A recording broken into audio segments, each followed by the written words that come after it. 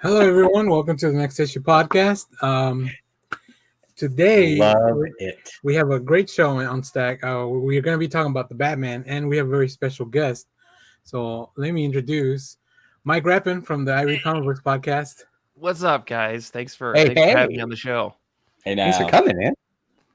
I'm really excited. I just rewatched the Batman, and I'm very hyped to talk I about wanted it. to have a special guest to commemorate the occasion. I did rewatch it last night. Can I just say, Cesar Romero's The Joker is really good. I love his stash under the all. Yes, exactly. Nothing better than caked on makeup over a mustache. No. It is. I know those guys from what was it? I don't remember the name of their channel, but I know they did their what if Adam West was in the Batman trailer, which was amazing. We watched it online. But I mean, they were not the first ones to come up with that idea, right? The hell are you supposed to be?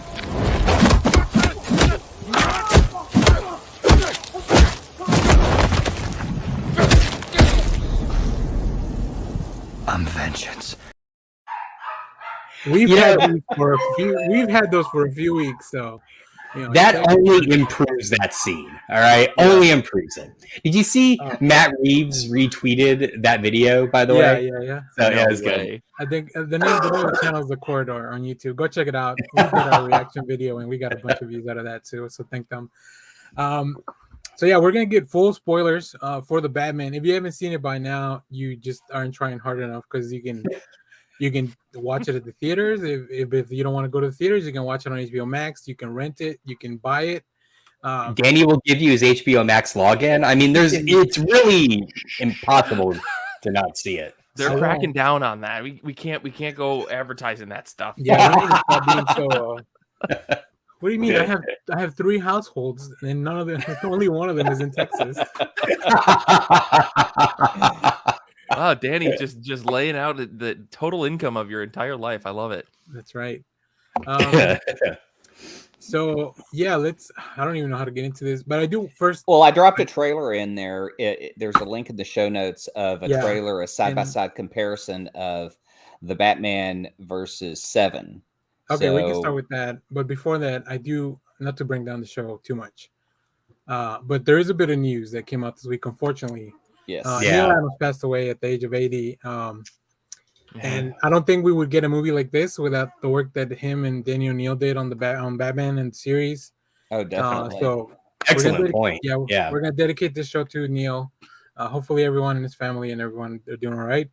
We'll definitely have a Neil Adams just specific show in the future. I think we want to make sure we prepare and just go over all this stuff. It's a lot to cover. Like, once you start digging down into Neil's career, not just in the comics, but what he did outside of stuff. And if you ever met him at a convention, like, the dude was a character. Yeah, he was. Yeah, like later on, yeah, sure, charge me for the books. You worked hard enough this whole time to like charge me for an autograph. I don't mind. Right? Shelby said that was one of the few shocking things she saw at a con was me dropping $300 for his omnibus. And she's just like I just did it unblinking, and he signed that. He drew a Batman in it, and also signed an album that he drew like way back in the day. That's kind of hard to get a copy of. So I've got that album. I did have to pay for that autograph though. On the album. After dropping 300 for the omnibus. Yes, I still had to drop. I still had to drop another 25 for his. Yeah. album. That's some math.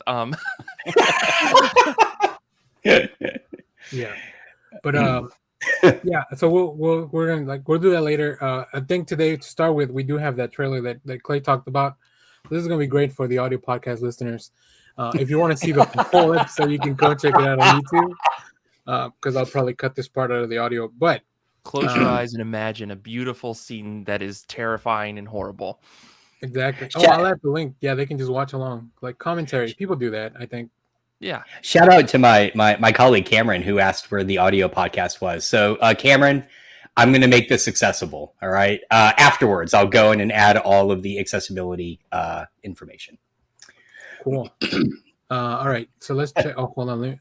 Let me make sure I share the audio. Otherwise, you guys are going to be like, "Well, this isn't good content."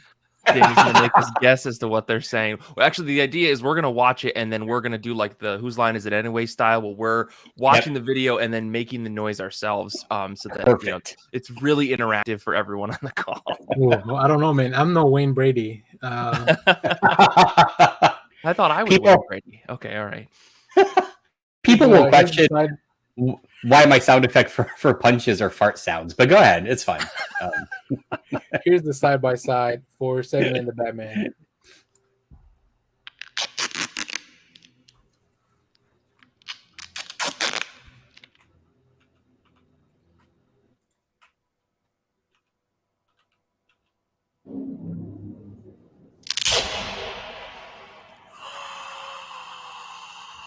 Huh.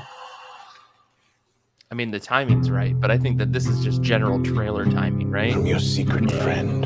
Yeah. But kind of the shots that they're using. Who? I hope we don't get taken down by Nirvana. Oh, what? Yeah. I mean, the flashlights. I mean, their chemistry together. Having a Yeah. Mm-hmm. Oh, okay. Never mind. Just wow. All right. Yeah. This is, yeah. This is blatant. Does this mean anything to you?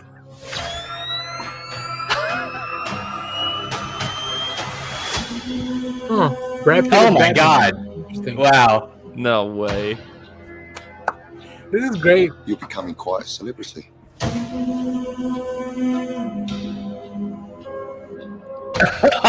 No way. No. Why is he writing to you? Oh my gosh. Wow. You are justice. Even the red. Oh my. Even the red, yeah. What is the price for your blind eye? The hell are you supposed to be?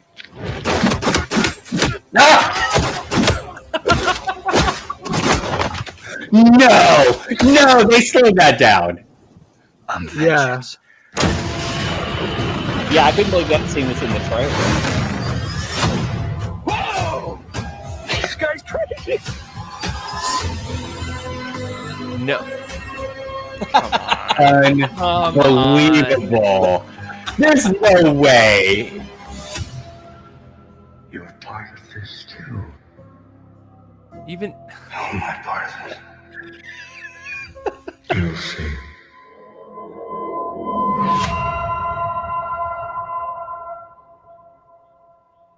Oh, okay, the last part's not. Okay. That last. Yeah. Okay, I was like, wait.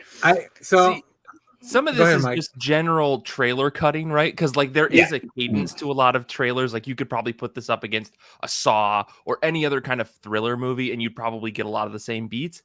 But the reds, the like gunshot, like that is intentional. Yeah, exactly. Someone cut this trailer specifically to be like, "Hey, remember Seven? Remember how good that movie was? We're gonna do something like that." At least it wasn't them trying to compare to the Zodiac movie, right? Yeah, right. More stuff. I mean, there's more scenes in the Batman that are reminiscent when they start going through his room and his journals and everything. You know, there are other shots in there that are right out of Seven that could be. Oh yeah. Yeah, that me stumbling on the reveal of them going through the notebooks last week by just being like, "Oh, is it filled with notebooks?" and a tiny little, and you and Dan were both like, "Yeah, we didn't want to spoil it for you, but we didn't want to tell you were right." But yeah, exactly. I felt like that was the trigger. Once you knew it was like Seven, and you kind of knew the way the Kevin Spacey character might be the way the Riddler is. You were more intrigued. Yeah, because he was no Jim Carrey. I mean, I read a couple. Thank God. I read a couple of old Riddler, and when the Riddler dropped in the '90s, man, that was the tone they went for. Was that kind of ridiculous Jim Carrey character? You know, he was just more silly. And in here, I'm just Team Riddler, man. He's just fighting for everyone that isn't rich.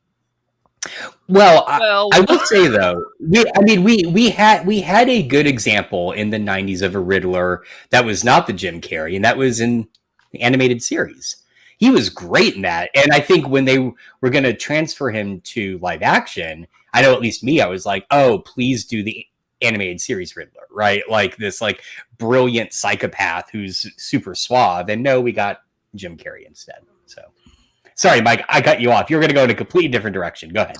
No, I was going to say, well, I mean, like there's an argument to be made that the Riddler, he rides the same line as Batman, but like I think the point of the whole movie is that, you know, maybe we're in full spoiler territory at this point. Yeah. Like, you know, the whole point of the movie being that Batman was doing things the wrong way. Like he didn't necessarily need to be this violent, you know, aggressor, because this is what that actually begets is you get 500 people with assault rifles and following this like cult like behavior.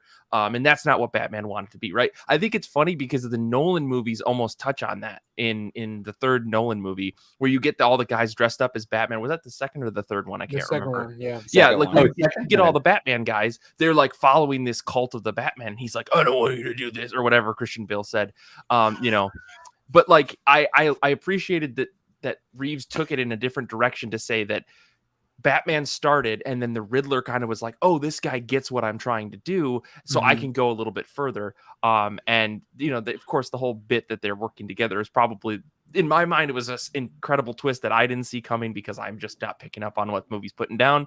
But I love how that all played out. And yeah, to see, I don't know, I feel like I had a point about the Riddler and I lost it, but like ultimately I felt like he wasn't as right as the Riddler was. He was completely wrong, right? Like his idea to solve things by just murdering people and causing violence to show them the wrong of their ways, like not the right way to go about things, even though that's exactly what Batman was doing to a certain extent. And Riddler's motivations were out of like pure self-interest and self-hatred or the hatred from stuff that happened to him personally, as opposed to trying to actually better Gotham or expose, you know, corruption and all that.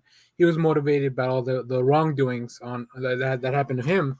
And I've told you guys, I don't read a lot of books, but I listened to the prequel book, and I recommend it a lot because you get to learn about Riddler from growing up till right before the movie, and also Bruce Wayne on the other side. So you kind of see there's similar paths. Obviously, one's a poor orphan, one's a rich orphan, one's in the limelight, one's like just trying to get people to leave him alone. But you learn a lot about his motivations and how that came to be, and it really builds a lot of insight. It's really good after watching the movie. I don't think you would get as much out of the book before because you don't know how these characters end up being.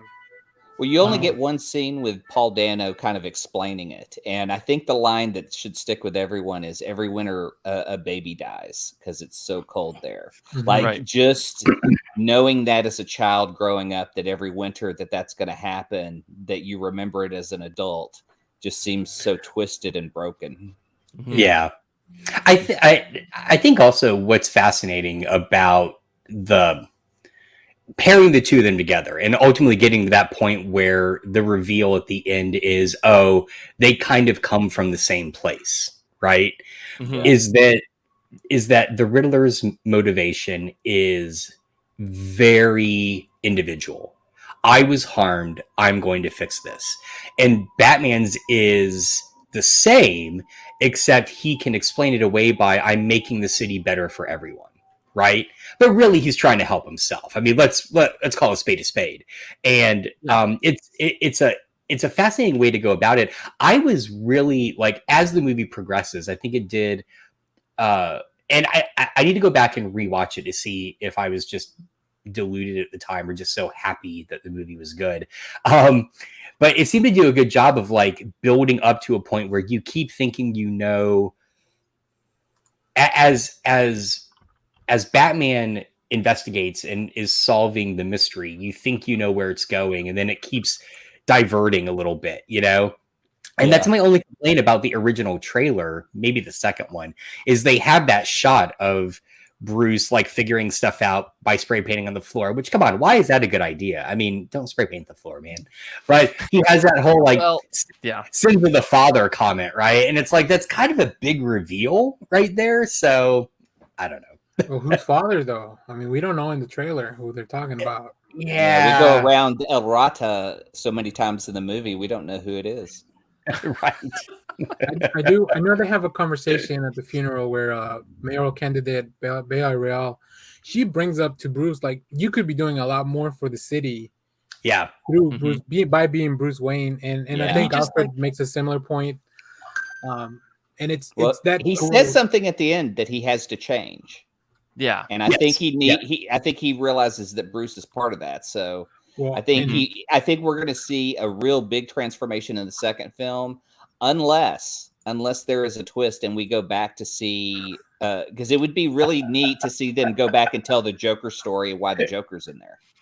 Austin in the chat, don't watch the trailers, but how am I going to make reaction videos in, Austin? Yeah, that is a fair point, Austin. I did only watch the first trailer, and then I stopped. No, so yeah, I did. I do stop at the TV spots. I feel like this Doctor Strange movie is like, hey, here's the whole movie on the TV spots now. Well, they've got. I did not watch those at all. Yeah, Again, I watched the first trailer and I stopped. So the thing about the Marvel movies is at this point, it's because of how like done the first phase or whatever of Marvel is. They really have to sell people on the next wave of Marvel because we're getting rid of all of the mainstays. And so how do you sell a mediocre Benedict Cumberbatch as Doctor Strange in a movie when the first and hey, hear me out. I like the first one, but Benedict Cumberbatch is so weird. The way that he speaks with his American accent is so weird. It is odd. And I can feel people, I could see people just complain and be like, you know what, the movie was interesting, but I just can't stand the way this guy talks. Like, story's good, the portrayal's good, but like he's just weird. And I get that. I feel odd about it. Like, even just watching Spider-Man No Way Home, like I was like, man, this guy's just kind of weird. I don't know how else to put it. I guess I've just accepted his accent as Marvel accent. Sure. I totally agree with you, but I feel like Marvel missed an opportunity where if there was ever an actor and a character where they could say, you know what, we're just going to make him British. And fans have been like, yeah, that's fine. Right? Yeah. Like, it would not have been the Keanu Reeves Constantine thing all over again in reverse. You know, it would be like, yeah, sure, he's British. It's Benedict Cumberbatch. The dude can speak anything, and I'm going to listen to him. So I want to just attention, Mike. First of all, you just whenever we end up doing Multiverse of Madness, you're very welcome to come back. And it will probably be like when it finally hits Disney Plus, so everybody can watch it. So it'll be for a while. I think we're going to the theater for this one. Shelby is really trying to find a day off. We'll figure it out. But I do want to point out, Austin has two comments in the chat. One, first week he comes on my boy Pattinson by saying he can't do anything but emo. But okay, fine. But then when you're wrong. when Cumberbatch is attacked. So that's how I feel when you say that, Austin. I'm glad to know you're a Cumberbatch fan. I will say I thought the whole cast in the Batman was fantastic. Everybody just nailed it. Zoe Kravitz, Pattinson. I was a little worried that they were going to do a severe injustice to Gordon. Because for the first third of that movie, he is basically Dr. Watson. He is just like asking dumb questions so Pattinson can answer. But Batman can't read, actually. He has he needs Gordon to read all the cards. Right, exactly. But by the halfway point, he starts coming to his own. And the moment that nailed it for me is when they're going, I think, into the orphanage. And he pulls out his gun and Batman's like, no guns. Like, hey, that's your rule. Right? He just keeps walking. I was like, there we go. That's Gordon. Right? One of my favorite introductions. Oh, go ahead, Mike. The moment that got me for Gordon is the moment in the cop in the precinct where he comes and he's like, "Hey, man, we got to do this." Like that to me is top tier moments in the entire movie. Like that whole scene is fantastic. But I will agree with you. That was what made me so excited for Jeffrey Wright to play Gordon, is because in that whole scene, the thing I love is if you watch his body language versus what they're saying, his body language is clearly presenting this is an antagonistic conversation we're having. He leans in a bit aggressively. It's so good. It's so good. I was so excited by that. So there was good on-screen chemistry between the two of them when it wasn't like, hey, Batman, what should we do? You know, when it wasn't that, and they actually got to interact. Like even the simple of, hey, I thought you turned that light on. Like that feels like there's this clearly established relationship between the two of them. And I think both Pattinson and Wright really nailed the believability of the two of them having been working together since Batman became a thing. Like Gordon clearly believes in him and they've been working together and he keeps vouching for him. It's fantastic. And this is year 2. We know from his journal, right? Mm-hmm. Yeah, from his long journaling. I do want to talk about probably my favorite introduction, and maybe the first line spoken by a character that just really nails who they are. Whoa, take it easy, sweetheart. I fucking love Colin Farrell, and I'm pretty sure this is the first line we hear from him in the movie. Yeah. I mean, I love that sequence. In my notes, I have Batman just walks into the iceberg lounge part 1 because it's not the only time it happens in the movie. It happens 3 times. Oh, dude, that bit does not get old. No. I was trying to tell someone about that because I was having a conversation with another group on Discord, and they were just, I was raving about how good the movie is, and someone's like, I just really didn't like it. And I was like, all right, here's the thing. This is not a Batman that is going to fly down from the shadows and kick your butt. He's going to walk up to a door, knock on it, and then or slowly step out of the shadows, right? He's not this like supernatural creature. He is a dude in a suit. Mm-hmm. And yeah, it was, I think throughout the movie, those are the moments that stuck out to me the most, is that Batman shines when he's detectiving, to make up a word. Mm-hmm. And when he does the gadget stuff, it often fails, right? Like, to me, the 2 key moments are when he leaps off the GDP building, right? And he does the gliding stuff, and then he's like, okay, and he pops out the parachute, and then he like hits the overpass and just like falls, right? Yeah. So I have gadget stuff here.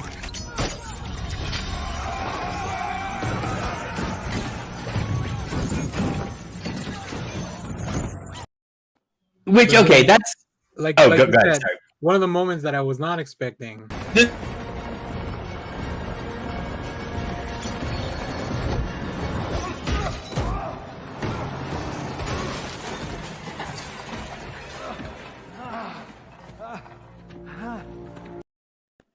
I love that so much because people keep using the word "this is realistic." I would say this is grounded, right? Yeah. He is a Batman with new tech, figuring stuff out. To me, the key moment is that very first time the Batmobile shows up, and you get this big build-up, and it goes boom, and it just like fails, and then the Penguin takes off. He's like, "Oh, his car's not working," and I laughed my ass off during that moment. I was like, that is such a good move, right?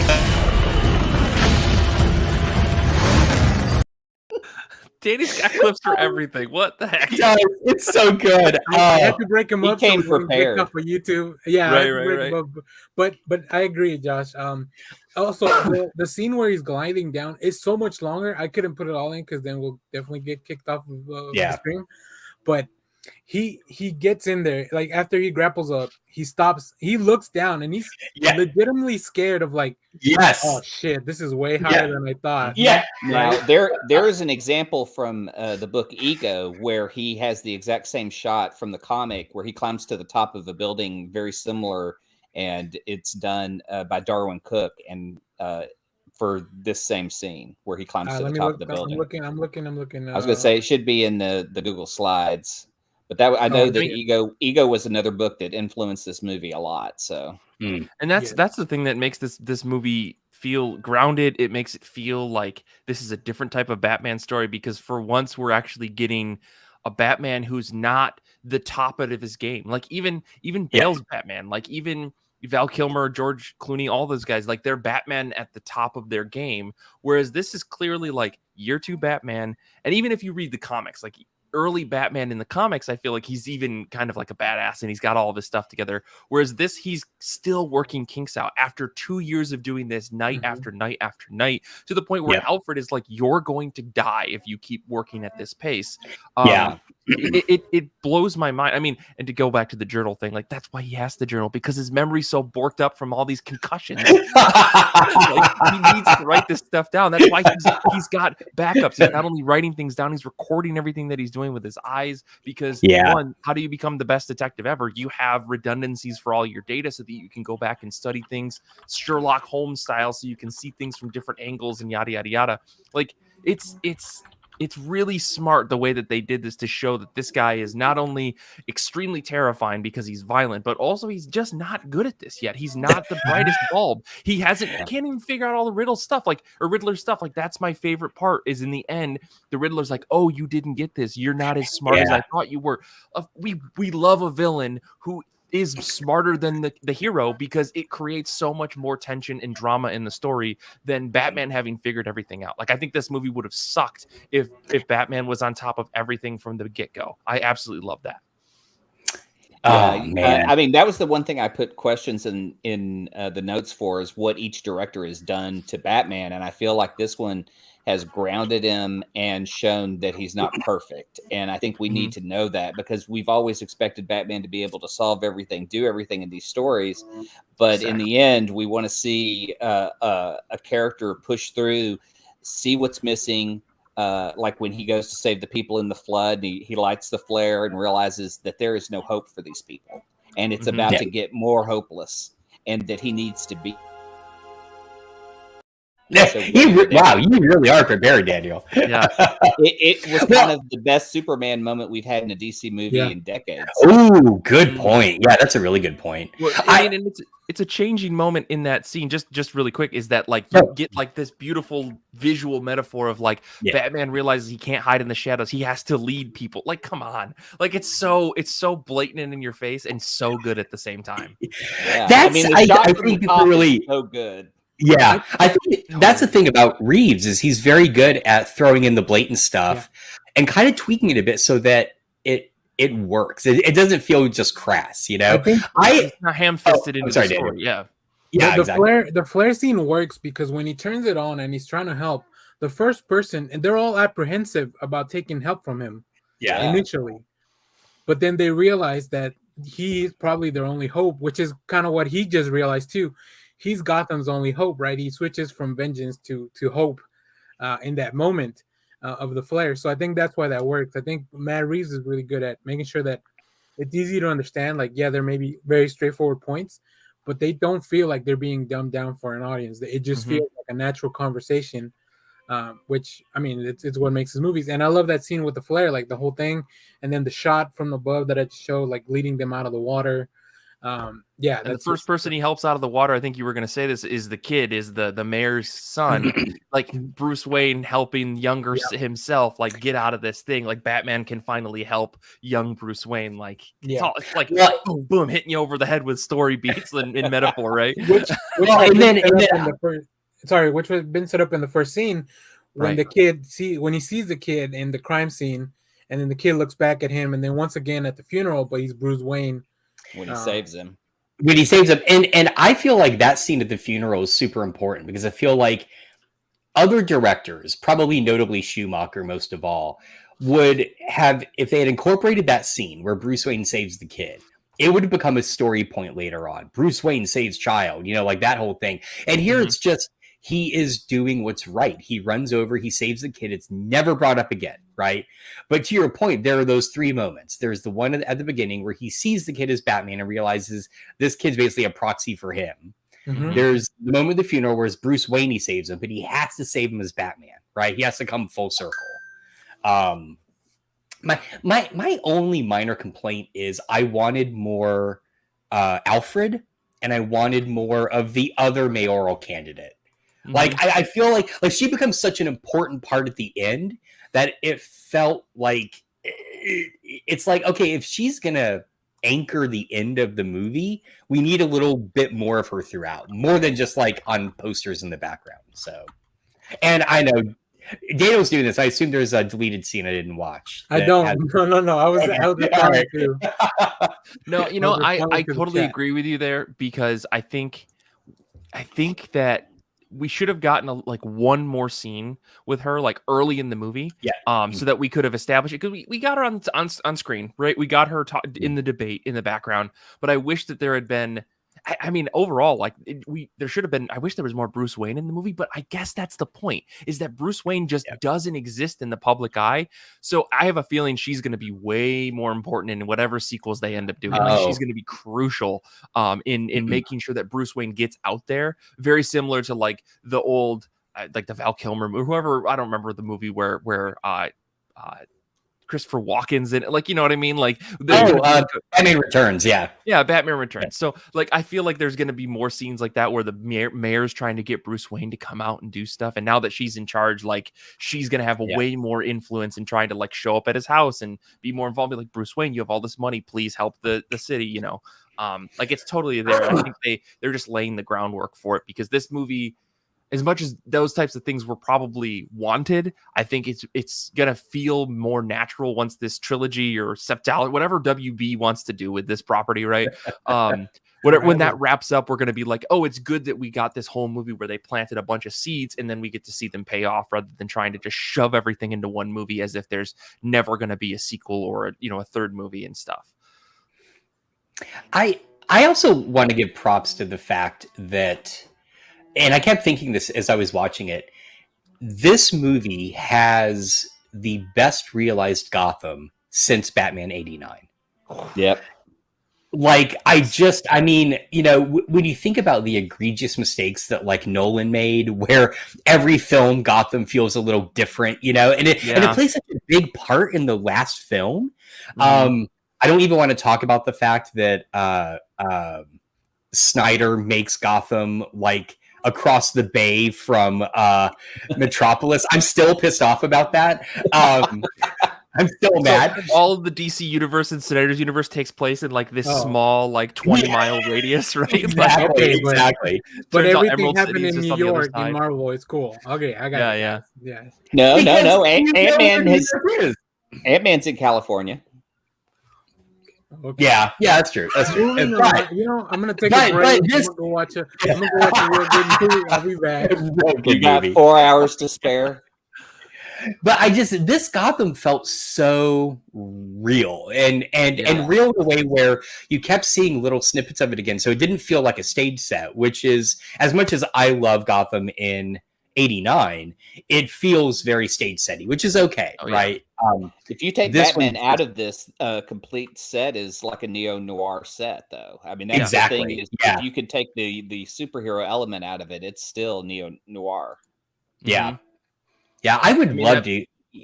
Oh, good, Mike. Sorry. I was saying that Gotham Square, right? Like, I can't get over how beautiful the Forks, or whatever they call that area. I think it's probably called the Forks, because that's what every big Gothic city has, a section that's like that. But like the big Times Square style thing where there's just all these visual elements, like it's absolutely fantastic. Like, every shot that they showed of the city, like, it's constantly raining, so it's Seattle, but it's also the East Coast in some way.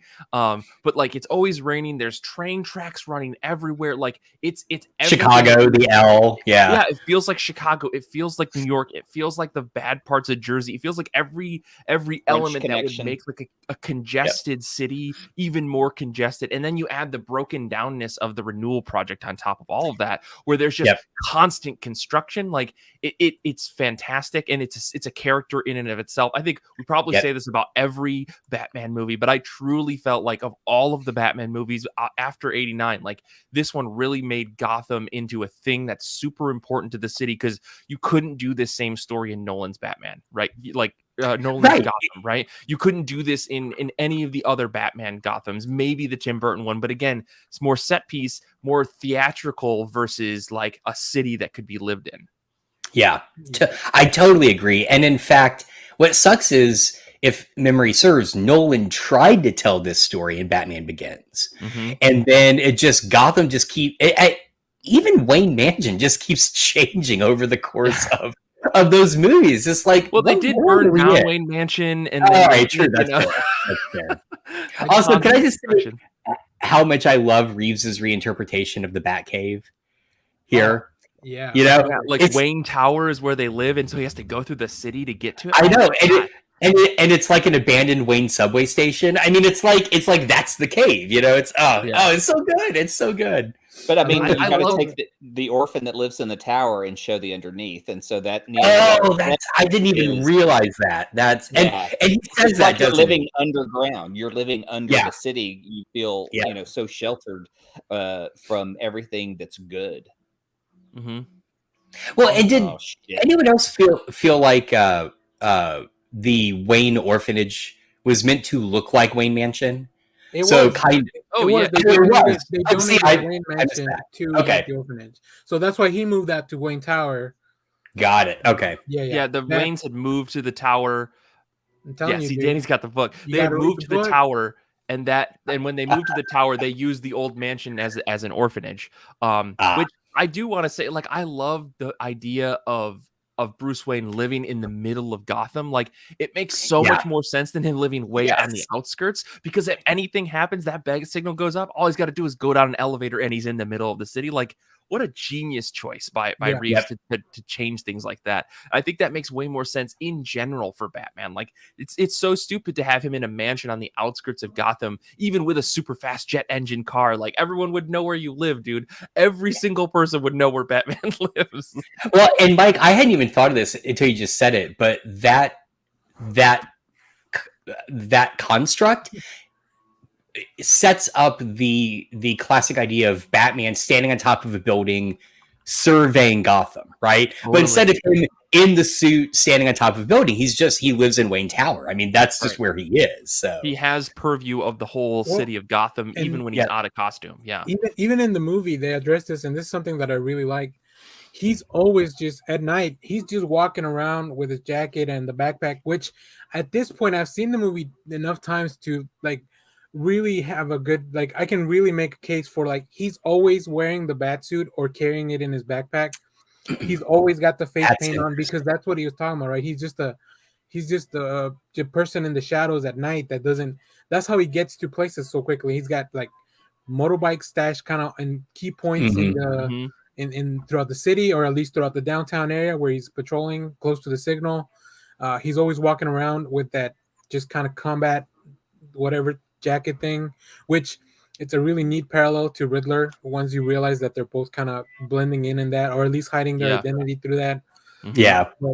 But he's definitely always, like, I love the memes of like the bat signal goes on and then Bruce Wayne has to go put on his eyeliner before going out, right? But I think this movie explains it away by saying that he doesn't, he always has it on, like it's just under his hat. He's always, nobody really pays attention to it. I know it sounds heavy to carry the whole thing, but I think he may have it stashed, or like it's always ready for him to put on, because I think there's no scene in the movie where he's not too far away from being Batman immediately. I can think of one, and that is at the funeral. So he shows up at that in like full suit. He doesn't have the eye makeup on, so he's got to find a way to, and he's not carrying anything. So how does he transform into Batman and walk back into that? He comes back like hours later, though. Yeah, if you that's hours later. Okay, see, I did not realize that. It's hard to tell time because it's always overcast in Gotham. Yeah, exactly. The funeral starts during the day. This is the thing I want to say about the weather really quick. I was like, how is it always rainy? The whole movie takes place over like 7 days or 9 days, right? 5 days. 5 days. Oh. So like, imagine, I don't know, you guys live in Texas. I live in, I live in New Jersey. So like, and I grew up in Michigan. Right around that time every year, it's always overcast and rainy, like without fail. So like, it's strangely believable that you would have like 5 days of overcast, maybe one sunny day, but then the rest are like overcast and rainy. And like thinking about it now, I'm like, you know what? That's actually doesn't not make sense. It totally actually makes sense. I'm kind of mad at how much it makes sense actually. Seattle listeners, let us know. I mean, you guys probably get a couple of days of rain like that, probably weeks at a time. So But yeah, to your point, Danny, like the overcast thing, like it takes place like he's there, and then like the sun does go down, because when he comes back, it's darker, like overall. So he can come out of the shadows and have that cool moment that is. I totally missed that, because I think I paused it during that scene and had to go like do something else and came back later. I feel like a funeral should take place maybe around noon or something, like for an important figure like that. And it was during the day. I would think it's a few hours while they clear out the scene, make sure, because they take the time to get the bomb robot too to come in. So I think that gives enough time for Bruce to, go pick up his car from the valet, which he seems to be a great tipper. He carries cash, which is weird. He definitely gave that guy like $200 or something. He doesn't even have Alfred put in he's got a little thing in his suit that's just tip money. Right. Yeah, he pulls out a wad of cash. He's like, how much could a valet cost? $100? Like, Exactly. I have no idea. It's in the pouch right next to the lollipops. So as they established in the comics recently. That's right. I go ahead, Josh, because I want to talk about someone else, but maybe you have one last point here. Well, I do. I want to applaud Reeves and also Pattinson because he's key to this in the fact that this is a Batman who doesn't appear by crashing in through, windows or anything. He walks slowly out of the shadows, right?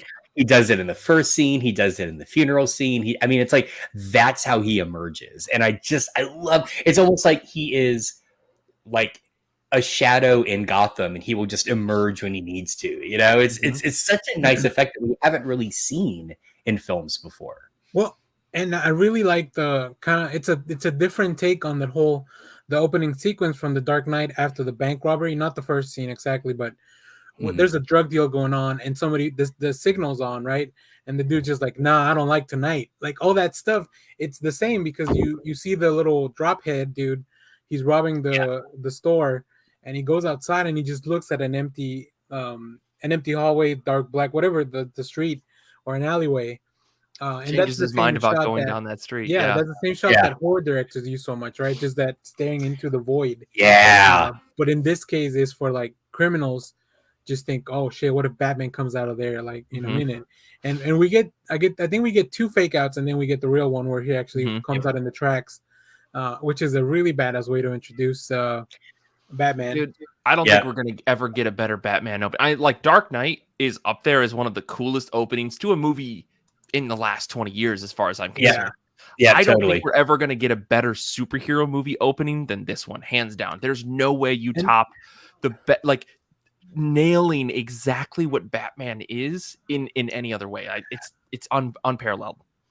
And I'll just say Reeves pulls the same trick that Burton pulled in 89, and I adored it, which is as it begins, the way that scene is set up, you're sitting there thinking, oh, it's Thomas Wayne and little baby Bruce, right? In the same way that in Batman 89, you get the family walking through Gotham and they're like, well, let's just go down the alley. You're like, oh crap, here we go, right? And it's not, it's something else. I love how he did that. So and also I like the parallel once again to The Dark Knight, which is like we have a scene to introduce the villain first.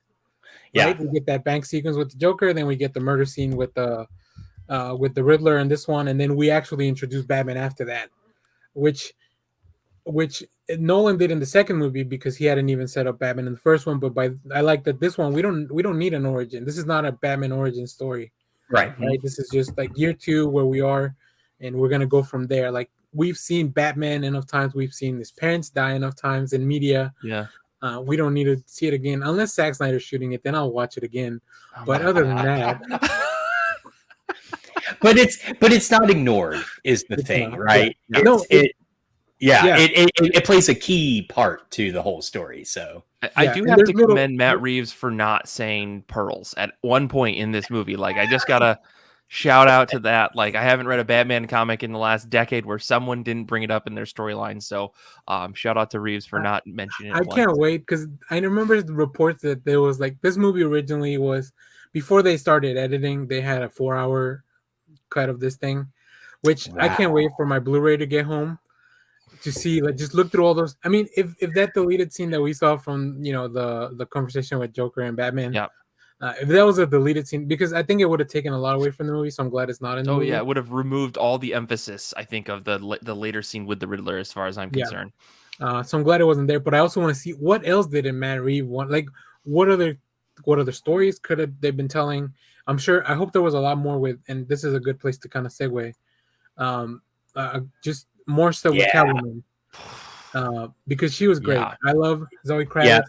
Yeah, she was. I love how like I was watching it, I was like, oh, year 1, cool. Exactly. Those are the clothes she wears to kill Falcone, isn't it? Yeah, I mean that's almost I think so. Minus the wig. Mm-hmm. Yeah, it's pretty much the same. And then the wig, there's a scene in the comic too where she puts on a wig and like very similar. So it's very similar. It's like the pink or the purple one, right? Yeah. I'm not a fan of that mask personally. I feel like it really doesn't disguise anything. But props to Zoe Kravitz. Not only is she great, but every single time she walks, she's got that like badass walk. No matter where she is, what she's doing that walk. She's awesome. doing that model on the runway walk, like no matter where she's going. Good. It's so good. I felt it was very cat-like. Yeah. Oh, I didn't even think about that. That makes a lot of sense. Yeah. There's a shot when all the news breaks and she's there with Falcone, and she's walking and she's kind of like a cat. There's like a barrier where you can kind of see half of her, so she's kind of just walking closely and peeking in, and just that walk is just so cat-like. I felt. Question in the chat: did they ever say Catwoman? I don't think they did. I don't know. No, he refers to her as a cat burglar. Yeah, she says later in the movie, bat and cat. That's got a ring to it, right? Yeah, she's been reading Tom King books. Well, that's all I could think of. Is I was just like, man, I feel like I went into this with a lot of bias, having read like the most recent real Batman run that I read was the Tom King Batman run, and I feel like going into this movie with that in mind, it's like, oh my god, these two are destined to be together. Every scene that I see them in, it's not. I didn't read it as creepy as I know some other people did. And so I was just like, no, these two are just kind of like star-crossed lovers, like they're meant to be. And it's gonna like they're into each other despite all of Batman's awkwardness. Bruce Wayne, kissless virgin. I've never, been around a girl, don't know how to socialize. And then like Catwoman, who's clearly the most social person you've ever met, can adapt to any situation. Like the two of them coming head to head and just their flirtatiousness, because he doesn't know what to do and she's just trying to be playful, is like absolutely wonderful. Like I rewatched this movie. Like when I first watched it, I was like, oh man, this is great. They're the two of them getting together. It's like very flirtatious. But the second time I watched it, I've heard other people talk about this. It's like Robert Pattinson's Batman and Bruce Wayne are so like socially inept. Like he doesn't know what to do in all of these situations. When she's being very flirtatious, he's just like, I'm stone cold. It's like, no, he's just freezing up, because if a very beautiful woman like Zoe Kravitz came face to face with me, I'd probably be like, oh yeah, what's going on? But I would have just been like trying to be solid as a rock, because I've got this mask on that can protect me from the scariness of a beautiful woman. Like that's how I read it the second time going into this, because he's so like, even in the scenes later when in the movie when he's talking to Rael, the mayoral candidate, like he's even awkward with her. Like he doesn't know how to be social, period. So of course he'd be kind of awkward when Zoe Kravitz's Catwoman is coming up to him and being flirtatious and stuff like that. All he knows is violence and anger, and I don't know, she interprets that a little bit differently than I think most people maybe watching the movie did, which I like that a lot, because it worked out really well in the end, as they are, kind of together, but not. It's amazing. And I have a theory about the second film being very Bruce Wayne heavy, as he tries to figure out who Bruce Wayne is, because he has just become the Batman. He just really is that person. And so Bruce Wayne will be this facade that he puts on for everyone else. I feel like that might be the first movie, but after watching it again, I'm very tempted to see him go back and tell that first Joker story. Like I feel like there is a path for Batman that the Riddler references. Like he's part of this. Like there is a path for him that the Riddler sees that Batman doesn't see yet. So I'm very curious to see how that plays out. But I feel like maybe he might go back and tell that Joker story from year one. And I don't know why, but after rewatching the movie and seeing that in there, just kind of dropped in, I feel like there's something in that first year that might lead us into the third film that may be a game changer that he doesn't want to tell right away. I would adore it because we've never seen this on screen, as far as I know, if we got a comic accurate first appearance of the Joker. The whole, like, I'm going to kill this politician at midnight. I mean, that fits into kind of like the look and feel of this, right? Real quick about Zoe Kravitz's Catwoman. And Mike, I so agree with you. She is flirtatious. She is not sexual. And I love that so much. It is unfair to compare her Catwoman with, say, Pfeiffer's Catwoman, because they're doing two very different things. Kravitz's Catwoman is just amazing because she is smart. She's brilliant. She has her own agenda, and she's gonna like first and foremost, like that is her goal, right?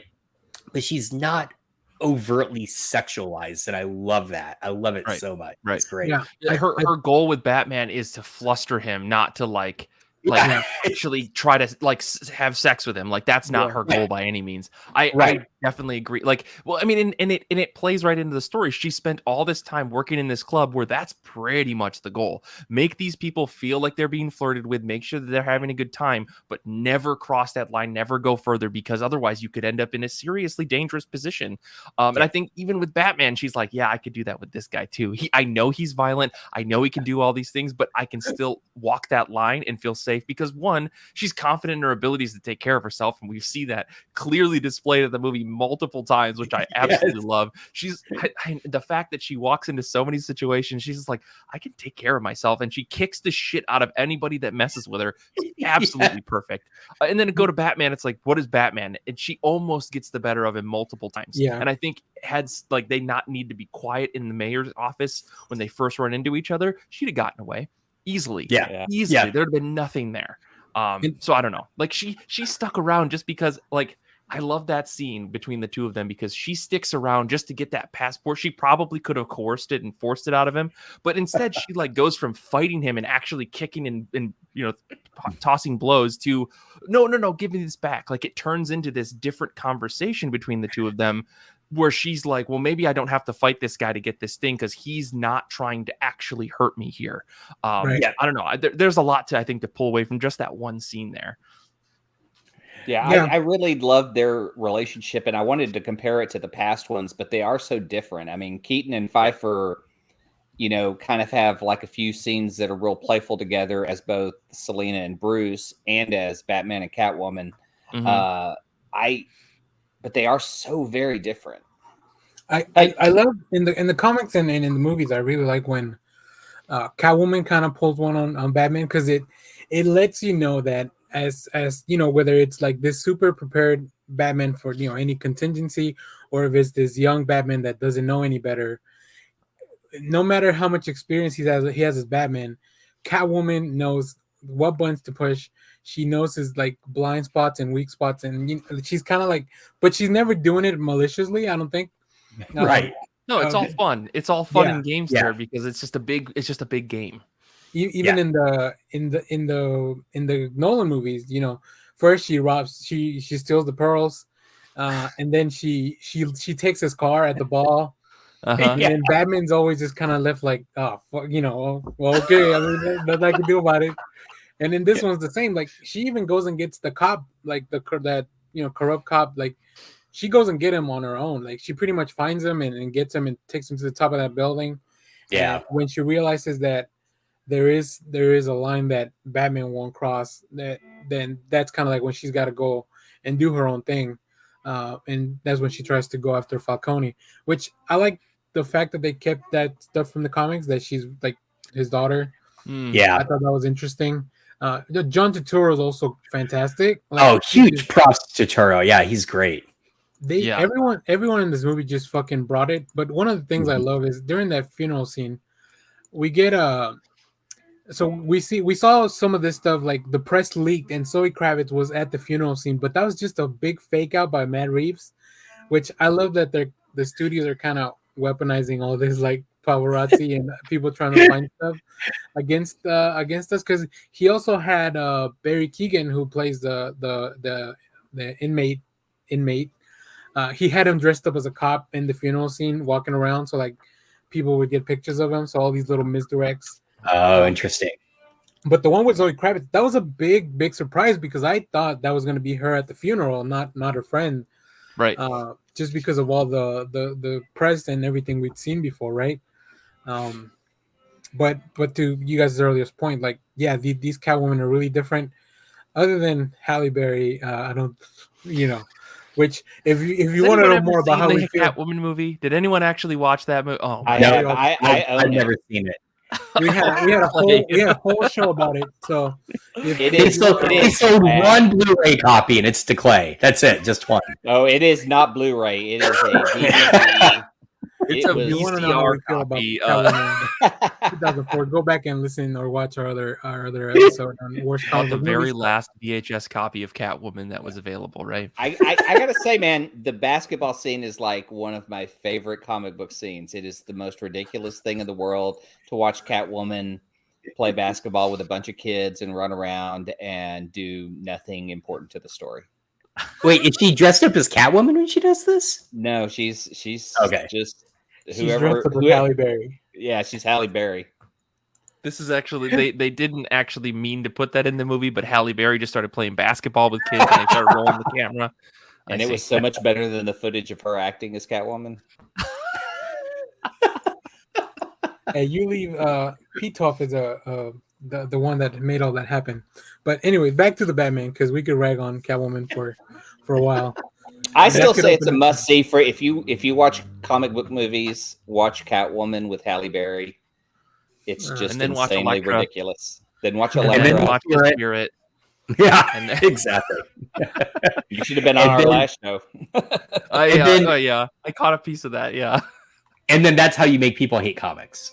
So that's how you make people be like, "Oh, you think Morbius is the worst movie?" Well, let me tell you. Hold Frank. my beer. I mean, the greatest con Marvel could have done would I guess it would have been working with Sony to make it seem like Jared Leto was the star of Morbius and him never appear in it. That would have been a great April Fool's joke. Oh man, Jared Leto's in the first 2 minutes, and then after that, it's just all CG. Yeah, with a different voice actor and everything because the vampirism took over, right? Yep. I do want to bring up Alfred because I think he was as limited as his role was in the movie compared to everyone else. Like just fucking great. Just the really good character. I love every scene that he's in with Bruce Wayne. Like the breakfast scene, I love it because it really gives you a lot of like Robert Pattinson's I don't know, like he's really become acclimated to this nightlife, so like he can't even be out in public. Put sunglasses on. He's like blinking at the sunlight. But it lets you know, like Alfred, not only does he truly care, and not only is he super capable, because he started working on the riddles, right? I love it. Which is so refers cool. back to the war when he worked in like crypto. So you can understand like how this, how Bruce could have learned so much from him. But at this point, I think Bruce is still, I don't know that he doesn't consider him a father figure. He just isn't willing to accept that, I think, at this point.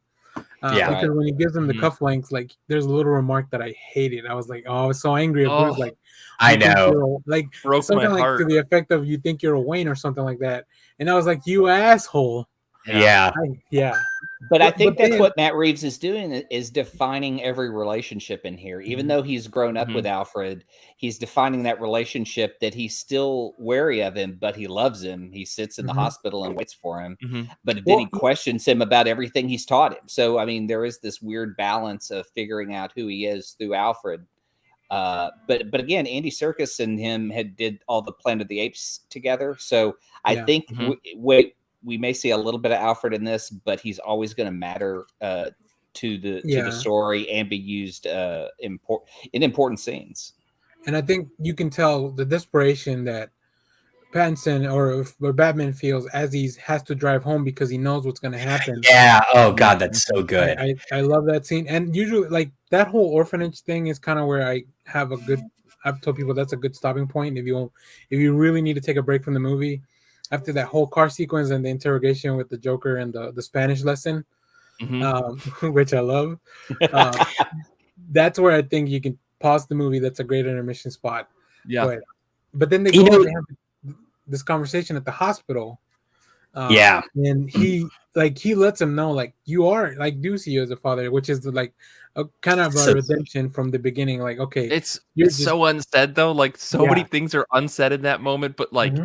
You have to read the scene with all of the last few moments in context, because if you watch that scene by itself, it feels like nothing is said. But like with the last 10 minutes in context, you're like, so many things are unsaid but are felt between the two of them. Like, and just the gesture of the hand coming off of the bed and Bruce grabbing it, like says so much without them saying it, and I'm like, part of me is like, I just want you to say I love you, Dad, but like I get that it's too on the nose for this movie.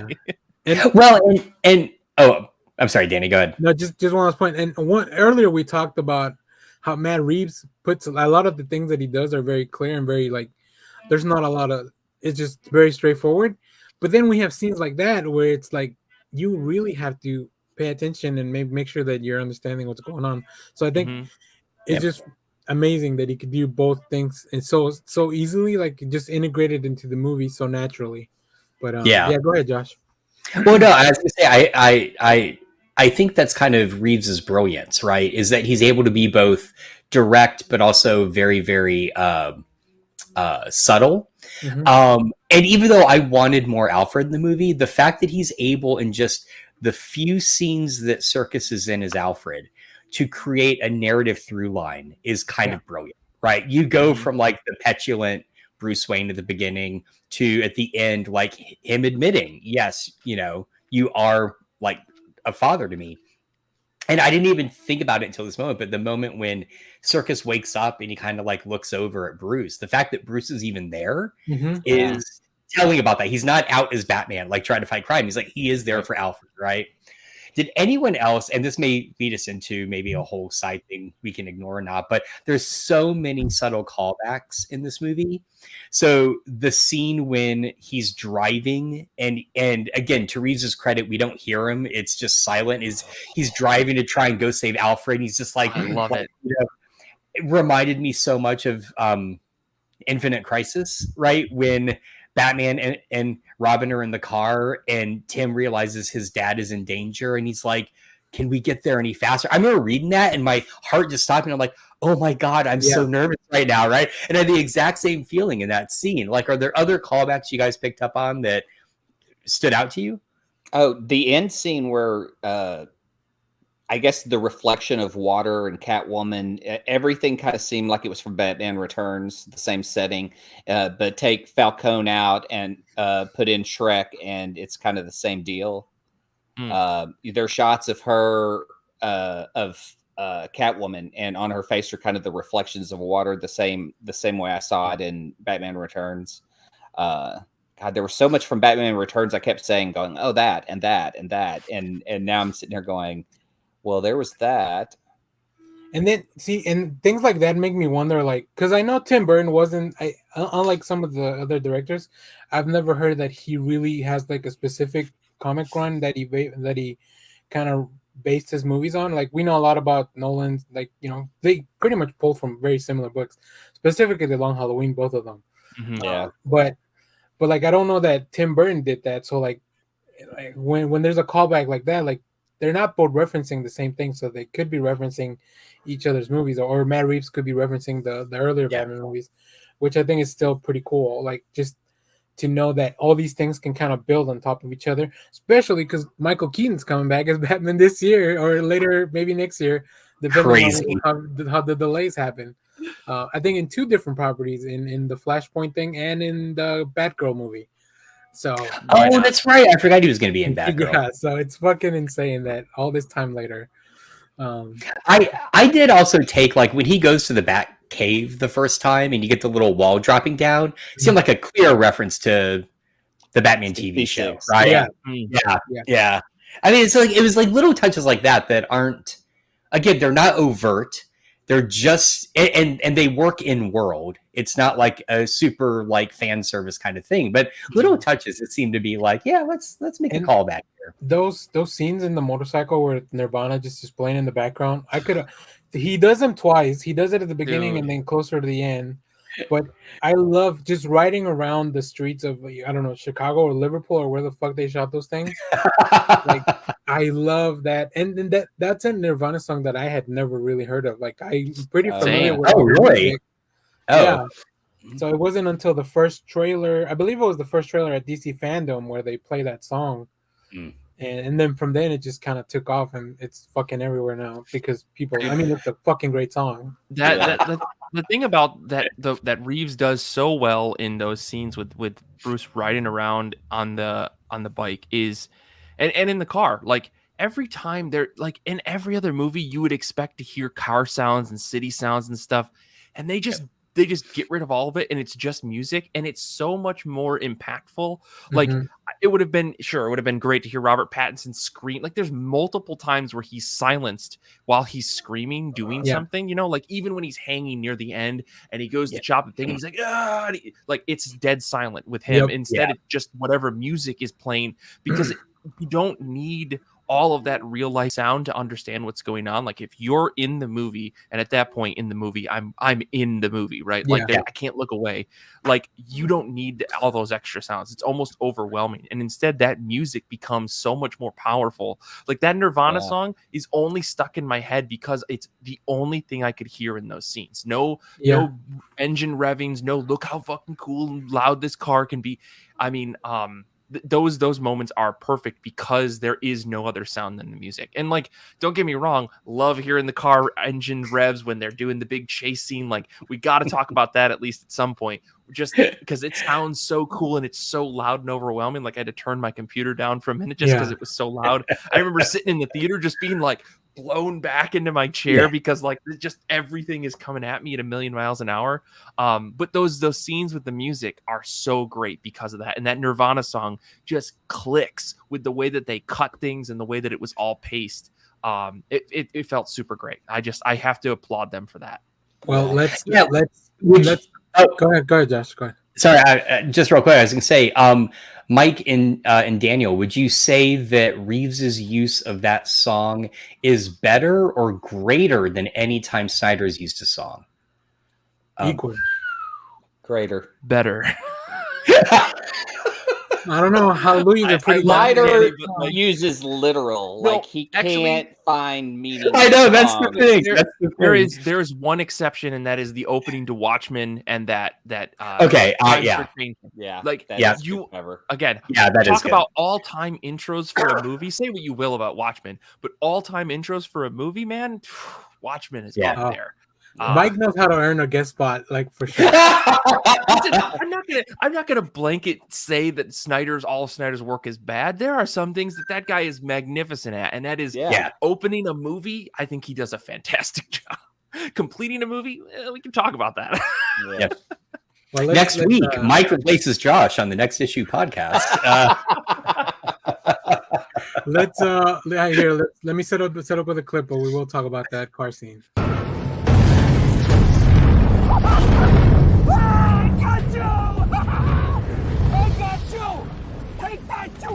Psycho! I got you!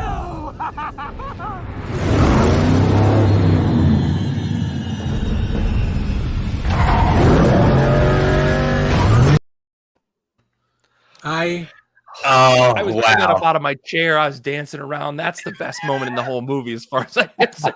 And it's straight from Furious 6 when Dom shoots out of an exploding airplane at the end of the film. Yes. Have you ever seen something so crazy in your rearview mirror that as you're driving 90 down the highway, you got to turn around and look over your shoulder? Yeah, exactly. Like it all, and the scene's a lot longer. Obviously, I can't show that. Like I'm just afraid of that HBO is going to cancel our show. Oh yeah, yeah. But very much French Connection inspired. I mean, it's fantastic. So much stuff. Like just all the like that's another thing. Like I can't wait for the Blu-ray to just check out. There better be like a full hour on how this scene was made, like because I know Matt Reeves has said a lot of this stuff was practical, and that means you only get like 1 or 2 shots at a big explosion like that. They're flipping over trailers. Like that was one of the fun things about watching the behind the scenes of The Dark Knight, just how they made that trailer flip over, or how they built the miniature tunnels so they could have the little Batmobile blow up. Like that was a real Batmobile, the tumbler. Like that's super cool behind the scenes stuff. So this one I can't wait because Matt Reeves is an awesome filmmaker. But I think what really sells this chase is Colin Farrell. Like the fact that the camera's just like right there on his face, like come looking at you from the rearview mirror at the angle almost, and then how he looks, and then there's another camera that he attaches to the side of the car, which kind of looks back and front. That's just such cool angles and big explosions. And I love that whole thing. I would hate to be stuck in traffic after that scene, but I fucking like that is a normal day in Texas on 635. Right. Yeah. I did. You know, the way that they set up that whole sequence at the end is, you know, you're getting all these like 18 wheelers like cramming them in, and you get just a split second shot where you see that trailer pop down, and I literally cheered. I'm like, yes, like, because you see they're explaining how he's gonna just fucking just jump over everything. I was like, yeah. That whole scene is made for me by Colin Farrell's like performance in that moment, where as he's screaming, "I got you!" like his voice is cracking, like he's like. It's such a realistic depiction of someone like just blown out of their mind with adrenaline as something's happening, and he's so satisfied that he managed to get things, which is why he's an amazing Oswald Cobblepot, right? That they only call Oz throughout the whole movie. I can't wait to see how he continues forward with this character, because I feel like he's already nefarious and slimy, and I think it's only going to get worse once the power goes to his head now. But still, his whole depiction in that moment is what sells it, because the moment, like that split second moment as him realizing that, oh no, this isn't done, is priceless. Absolutely priceless. I can see a WB exec after watching the movie like, oh yeah, give that motherfucker a series. Like he needs his own HBO series, right? No, we don't need more TV shows. They did. They're making so there's two Gotham based series. One's gonna be Arkham based, and the other one's gonna be based around the Penguin, which I don't think I would really? Mike. Yeah, I thought they were doing a GCPD. No, GCPD got canceled, and that's being Arkham. Yeah, they already did that. It was called Gotham, and it was perfect. Don't you remember? That's true. Well, I want that Penguin then, because he was great. He was a great Penguin. I mean, when they do a Flashpoint, like they got to bring all these various DC like iterations together, right? We got to get the CW Barry, we got to get the Gotham Penguin, we got to get all of them together, right? I don't think that DC can pull that off. Yeah, they can do it on TV, but they can't do it in the movies. I don't think they'll ever have a crisis like film. Then what's been the point of all of this? You know, entertainment and money. I know. I don't think we've ever gotten a bad portrayal of the Riddler or for the Penguin. I think 66 Penguin was fucking great. Danny DeVito was amazing. I would have him come back too. Like, fuck yeah, bring Danny DeVito back. I would say DeVito's Penguin is maybe the most divisive, because at first I hated him in that movie, and then by the end I'm like, oh, this is brilliant, right? Like, but you have to really, you have to just kind of accept the Penguin as DeVito approaches him in that movie as this weird fish-eating guy. I mean, he's a cartoon, right? He is, yeah. But yeah, no, you're right. There really hasn't been just an overly terrible version of the Penguin. The Gotham, great Penguin. Like, fantastic! Great. Yeah. So I'm excited. I'll check, but I'm pretty sure that we're getting two shows based on this movie after that. So we'll see. And I'm not mad. I just thought it was just one show. Peacemaker rule that. So like, I don't keep making fucking shows at a comic book adaptations are better in a long form, like miniseries format anyways. At least in my opinion, I think these movies captured great moments. Yeah. But if you want to do like more character based work, like they did with Peacemaker, you need to do it in a place where you can expand that story a little bit more, right? Otherwise, we'll end up with like 4-hour movies, which are great. I mean, as we've seen before. All right, I did like the 4-hour cut way better than the theatrical cut. I did too. Yeah, but it wasn't a 4-hour movie. It was a 5-episode series slammed in together into a movie format, right? Yeah. Or alternatively, it was 5 music videos with little snippets of superhero action interspersed in there. Sure. Because as I said at the time, if you took out all the slow-mo, that movie's like 90 minutes. So, but you can always add more slow-mo.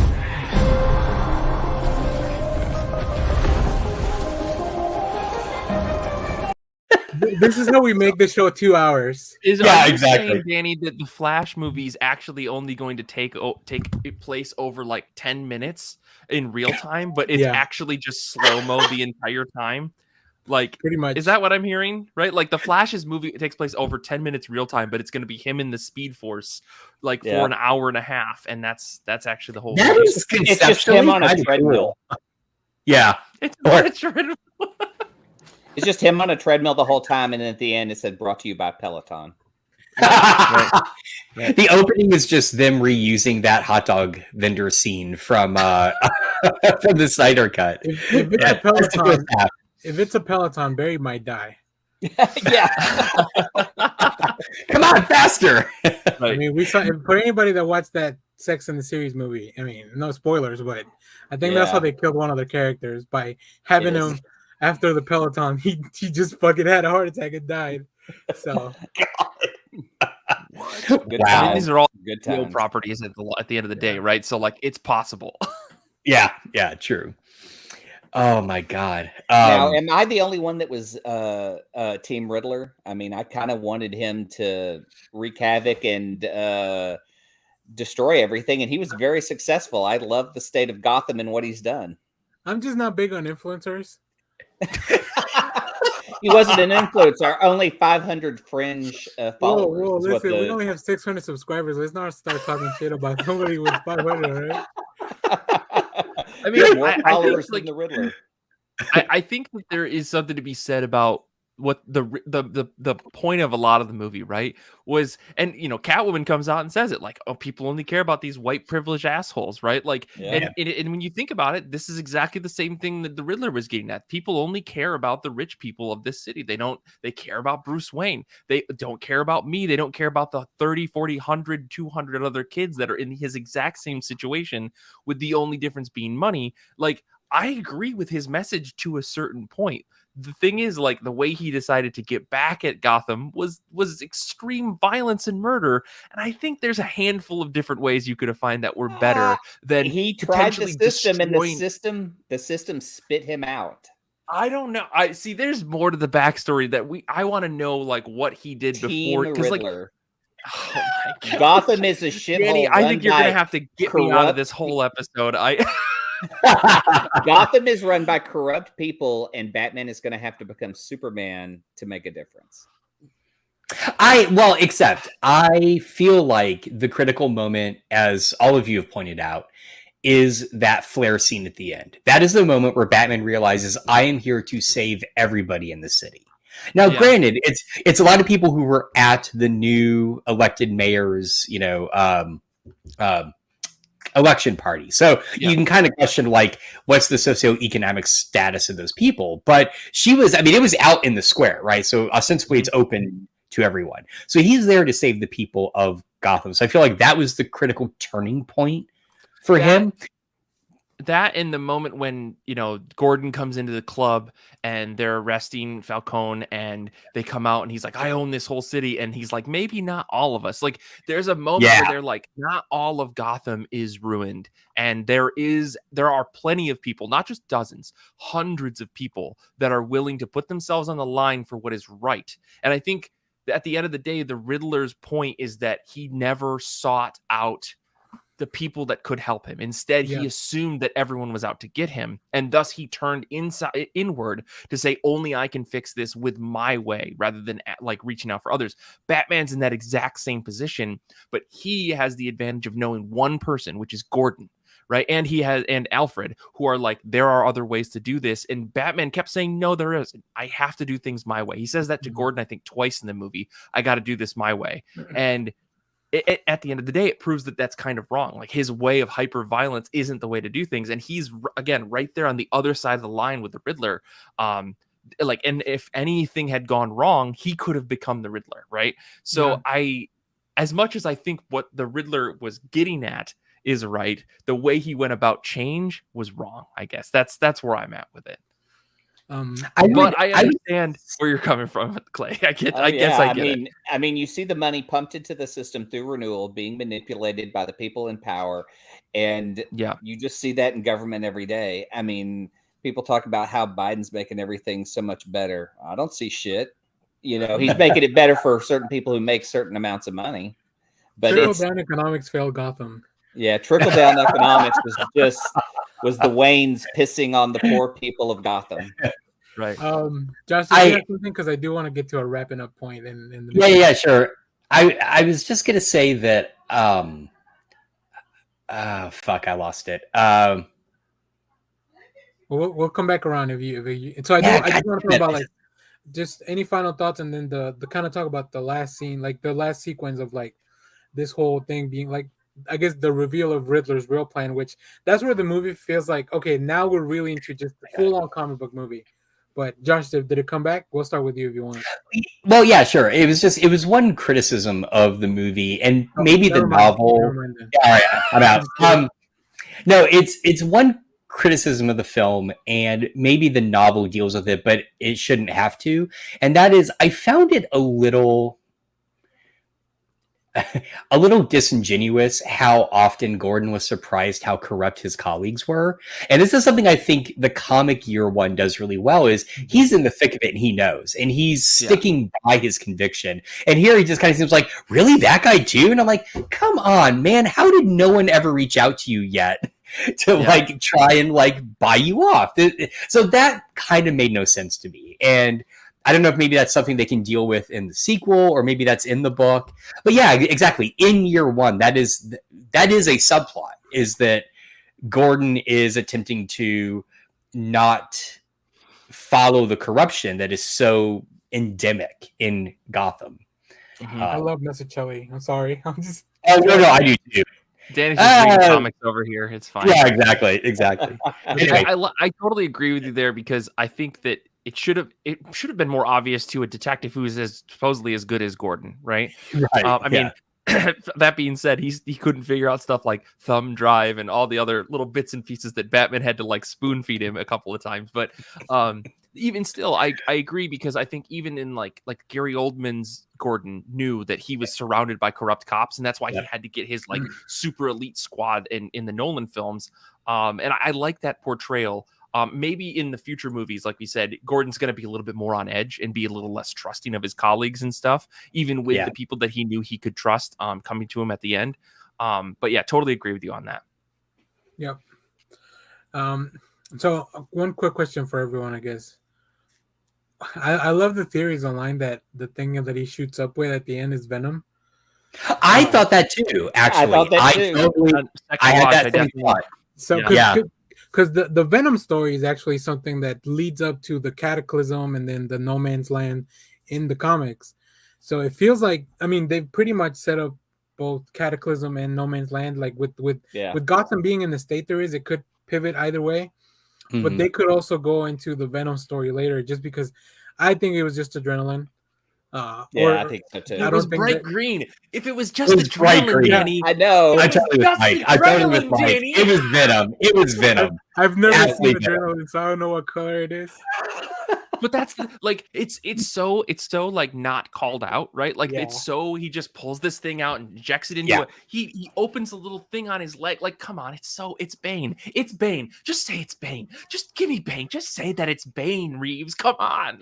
Man, that's a bold move though, to go after a character that was done so well by Tom Hardy. I mean, because I think Bane. Schumacher.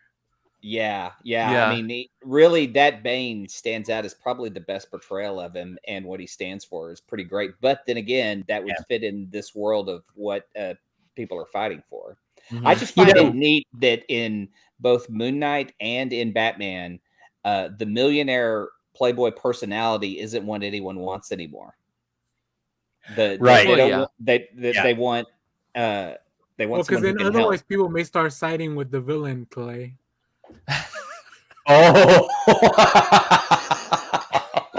They'll start yelling Team Riddler or Team Bushman or Team Harold. But then again, you call them villains. Yeah, no, I get it. That was I through 3/4 of Black Panther was siding with Killmonger. So it's like, I mean, fuck yeah, Killmonger. Killmonger had valid points. He did. He absolutely had valid points. That's all we'll say. All right. Is there any final thoughts on the Batman? I do want to talk a little bit about our comics this week mainly. But just while you guys think about that, the Penguin is set to shoot the HBO Max series is starting shooting in June. They'll start filming that. It will follow that we met in this film. And then the Arkham series, as of April 12th, which is when I'm reading this article, yeah, that's still on track as well. So those are the two shows. So they did scrap Gotham Central type of show. It's a bummer. But they look to be doing this show instead of Arkham, which I think could still have a lot of Jeffrey Wright, Gordon, and some of the other police characters that we're familiar with. But maybe introduce like Hugo Strange. But what villains do they have in Arkham as of this movie? I mean, only Joker and them. But if it gives them a chance, okay. So here's my theory. All right, I think, and I'm okay with this if this is the case. If the Penguin series is dealing with the aftermath of Falcone's ending, right? And Penguin rebuilding it and setting up the state of Gotham for Batman 2, I'm cool with that. If the Arkham show ends up being like, not really a monster of the week, but kind of there to explain what Batman's doing in the interim between the two films, and maybe the crazies start to come out and they get put into Arkham, that would be cool as well. As long as both series are kind of setting up the next movie, so there doesn't need to be a novel. Yeah. Right. Yeah. It's like you watch the series and then you go straight to the film. So, but what if I don't want to watch this show before I watch the next movie, though? I know, and that was my problem with the second Cat movie. Was I was watching Agents of S.H.I.E.L.D. at the time, and I learned it ties directly into it. And then I was like, well, crap, I can't continue watching Agents of S.H.I.E.L.D. until I go see Captain America. So yes, I totally agree with you, Mike. Yeah. That is a risk. So yeah. I will say, I think with this movie, we have to keep in mind that Arkham, they I don't know that they retconned it, but they have touched on this in some storylines in the comics. Arkham is also part of the legacy of the Wayne family through Martha's side, right? So I think even though Batman may not be directly involved, I think it'll still affect him. So I don't know. I'm interested. I think Arkham could make a. Sorry, go ahead, Dan. No, I was just gonna say can make an interesting show. So. Well, give us an Arkham show. I mean, do we know if it's going to follow supervillains? Give us an Arkham show that's about the history of Arkham. Pull it straight from that Grant Morrison storyline, right? Where it's all about like how Arkham was this thing based off of like a madman's, drive to create like a healthy place, but he ends up going crazy because of it. And then at some point, maybe Batman has to go and, confront the past of his family's heritage, right? Like, cool. Like, awesome. Build that show up. And then make that Batman 3 or something as he goes into the Arkham Asylum to fight all these villains that he's put away through the Gotham TV show or something like that. I don't know. Yeah, I just feel like it's a good chance to maybe highlight some villains that we haven't seen on screen at all, like Scarface, some Mad Hatter, some real mental cases in therapy. When we kind of know who they are, once you take away some of the comic elements, I mean, it would be tough for a guy to pull off a Scarface, unless they're really twisted and mental. I really don't know who that actor is that could pull out a ventriloquist doll and make you believe that he's crazy and the doll is running the show. Reeves has proven, I think, with this film that he can do that. And that's where his specialty really lies, right?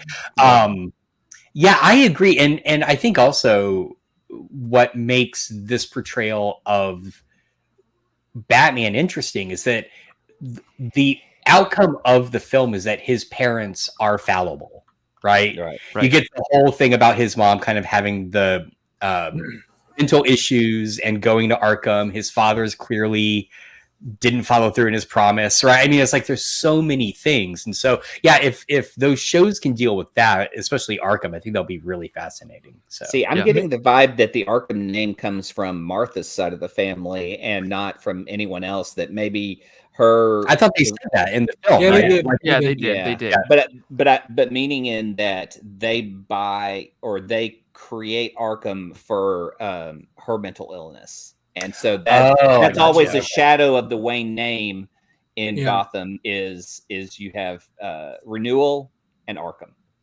Yeah. Make it like the Arkham Asylum by Morrison and McKean, where there's very little Batman because McKean didn't really want to draw superheroes. He just wanted to do cool shit. That's a tease for an upcoming plug.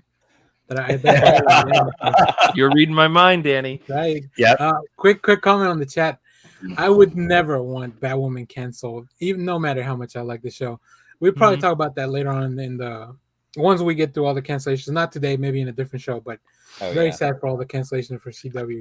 Do we know if the Batgirl film is in this Reeves universe or is it in a different one? I don't think so. No, because it has. That's where we'll see a different Batman, right? And we'll see. That's with the Keaton and we'll Batman. actually see what's his name, the other Commissioner Gordon from Justice League, J. Jonah Jameson. What's his name? Jameson. Yeah, I forget the name of the actor, but Jonah Jameson. That's all I can think of. Yeah, I know, it'll be a weird. Too. That's gonna be an interesting movie. I'm pretty excited for that. But yeah, overall, I mean, fuck, I love this movie. I'm very glad we could be here for another 3 hours, probably talking about it. Yeah. We may revisit it or do a bigger roundtable. I think it's gonna be something that's gonna be fun to talk about in the future as well.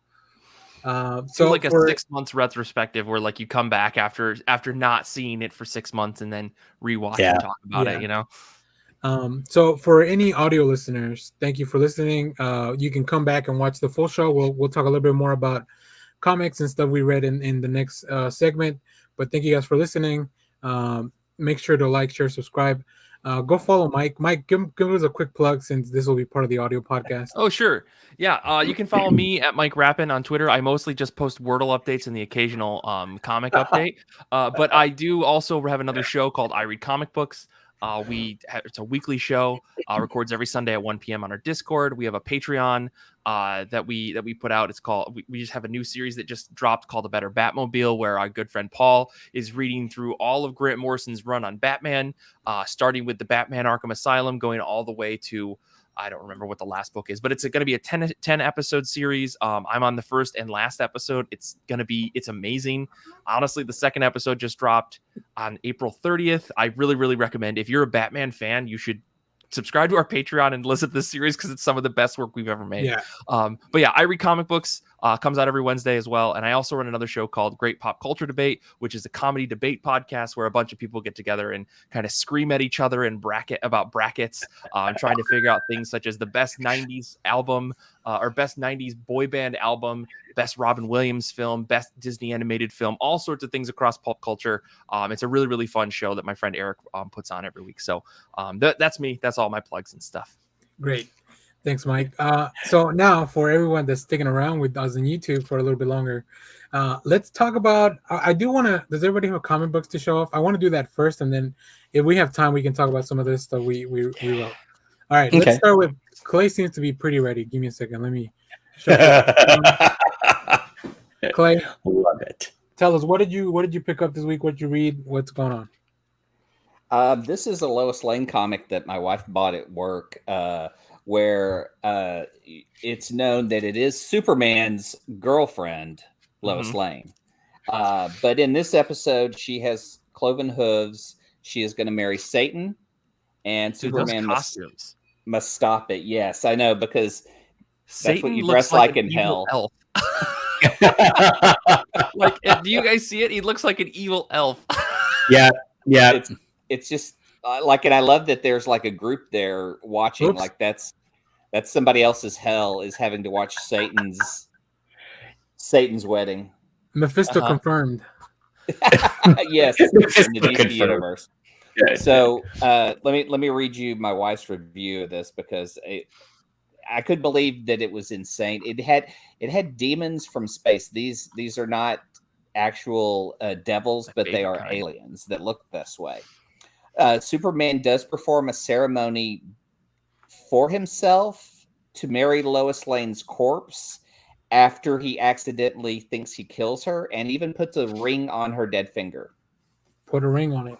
Yeah, I mean, the editor said.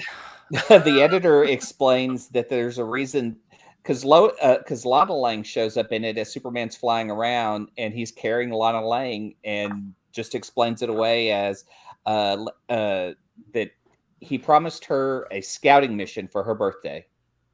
So he just flies Lana around for her birthday, and that's all she wants. Hey, Superman always sticks to his promises. Yeah, and the reveal is that the devils belong to a race of alien devils who have been on Earth for thousands of years, and they get their powers from rings. That's it. So is this a prequel to Brightest Day or what?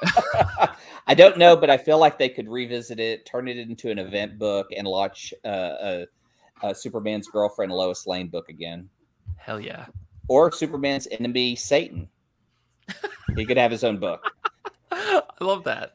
I did go back into my Batman books and pull 2 Riddler books out to read.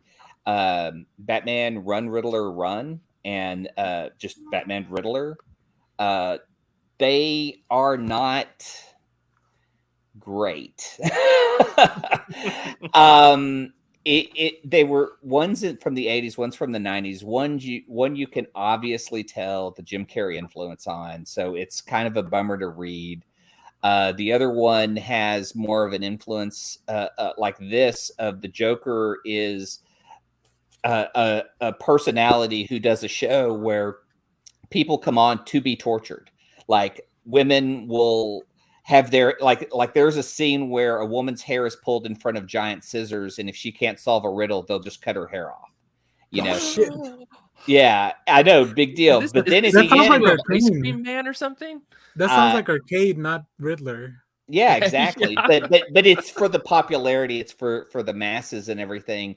And then at the end of every show, he kind of reveals some shit on people in public office. Like that's closer to the character that we saw in this, and that's what I kind of really enjoyed. Was just seeing him be the Riddler that was in here and kind of have a purpose, not just be, you can't solve a riddle, I'll kill you. Like he has more meaning in that. I really would love to find the definitive Riddler story. If you guys have suggestions, nothing off the top of my head, but go ahead, guys. They're all going to come from animated series. I mean, it just nailed the Riddler is the thing. Yeah. Well, I'm hoping. We've always had movies influence comics. Like, I would love to see this version of Riddler show up in the books and Tom King take a run at him. I was going to say, I'm certain that Tom Taylor will write this Riddler series later this year. I'm sure. Oh shit! Let's take a. Tom Taylor is great. Like, let's take a mental. Like Tom King's books are always. It's about this hero, but he's sad. So it's about the Riddler, but he's sad. Or Tom King, where it's like all the fun shit Riddler would do. Which one would you want? I have a theory. Not a theory, an idea. Tom King doing the Riddler, who is sad because the internet means everyone can figure out his riddles super quickly. So what purpose does he serve? Right. Tom King did give us a war of jokes and riddles, but that was like a John Cena looking Riddler. I love that. Come on. Me too. I'm a big fan of that series. So. I just recommended someone that I don't read a lot of Batman, but I recommended that to someone who was like, I want more Batman that's like the Batman. And I was like, I don't really know. Just read Jokes and Riddles because I feel like that book is really harsh in the same way. Yeah. I don't know. Right. I went back and read Moon Knight 194 because of the Moon Knight episode that dropped this week. Did everyone watch? No, I haven't seen it. I know we're gonna hold it. We're gonna have our own Moon Knight big show and let you go crazy for 2 hours, Clay, because I think it's gonna be better that way. Okay. If you want to know the origin of Moon Knight's DID, it is in issue 194, written by Max Bemis, drawn by Ty Templeton. Yep. It's pretty messed up. Yep, it's pretty bad. I read it after I saw your tweet. After I saw your tweet and watched the episode, I read it too. And I was like, "Oh, damn, okay." Yeah. I need to check out the Max Bemis run, I think, because I haven't read that. So yeah, it's called the Legacy run. It doesn't give them a volume. It's just called Legacy, and I hate that. So, but it is Max Bemis at the weirdest. So really, like, if you enjoy super weird elements of Moon Knight, that's the run to get. I like Max Bemis. I love his Worst X-Men book, a little mini series of the Worst X-Men. Yeah. All right, you got anything else, Clay? War of the Realms. I'm rereading to run the Marvel RPG for you guys. Do you guys have characters you want to play? So I know how to write for you. Who do you I want to need play? it. RPG that just came out. Yeah. Oh, man, I still need just to looked think at about that it. Clay. Oh, Yeah. I have the book around here somewhere. I was telling Mike we had a book club yesterday. I told Mike I want to play Vampire Jubilee, which there's a lot of vampires in nice. War of the Realms. So we'll definitely keep in touch. We'll figure that out. We got to figure out if more people want to play. We'll see. Yeah. Give me a call, guys. I'll be there in a minute.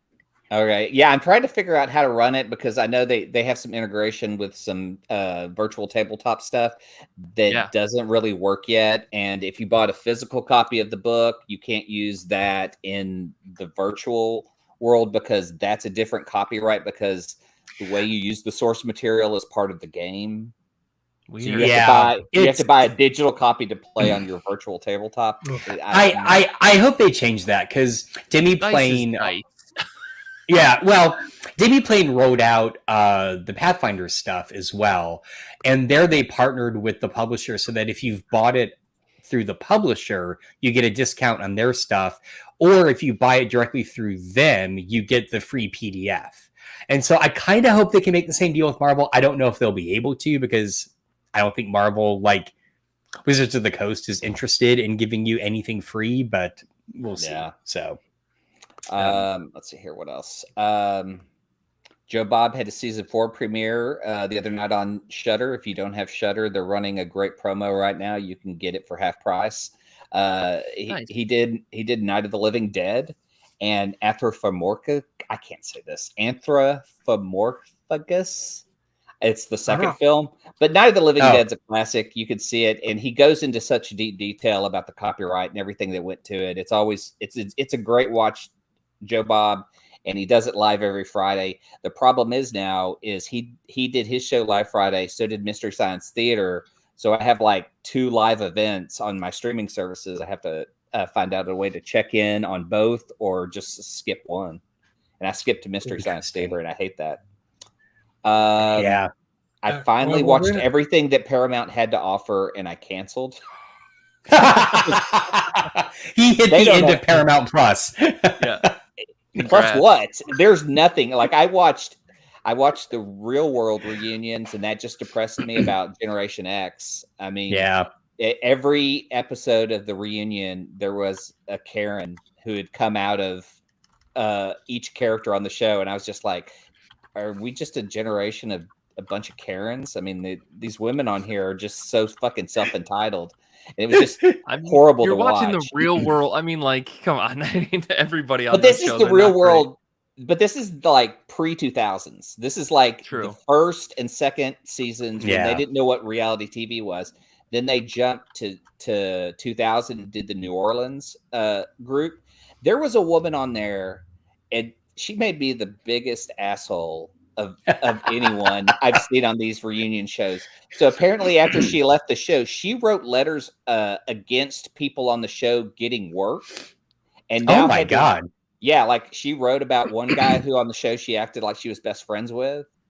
And like they lost out on work. They lost out on a bunch of money and shit because she wrote these letters. And so she had to come and apologize and shit, and then thought everything was good. Like she was just a major bitch. I was like, why are people watching this? Like I wouldn't watch my generation just to become a bunch of assholes on television. And that's what reality TV has become. But the last thing we found was, have you guys ever watched Jag? No. I love the question marks over everyone's head. I know of Jag. Jag is. I don't ever watch it because I'm not 67 years old. That's why you watch Jag. What were you gonna say, Daniel? No, I was just gonna say I don't think I'm old enough to be allowed to watch it yet. It is, and you never will be, Danny. It is on Paramount. Are you saying I'm gonna die young? No, I'm saying you're never gonna age. You're gonna be immortal. Oh, so. Okay.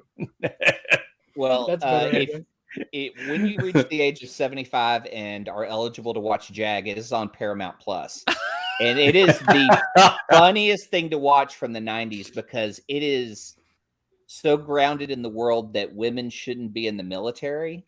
And oh my god, and it is really bad. Like the premiere episode has a woman who dies, and so they send this lawyer out to investigate, and the homoeroticism in this movie is only rivaled by Top Gun. Like there is a scene where they introduce the main character, and there's like wind blowing his hair, and then there are just jets powering up and taking off, powering up and taking off, and then there's his hair. Hell yeah! It is.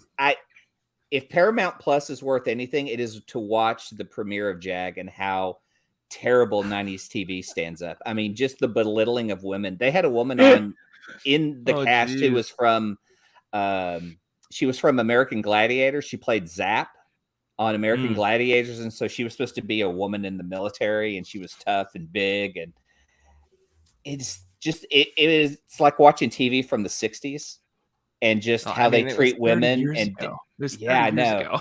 I know, but it's it's still so funny to watch because, and then that got me into a deep dive on fan fiction because there is a lot of fan fiction for JAG. Yeah, it's just the weirdest thing. And wow, and all things. You're right. No. Never would have put JAG up there.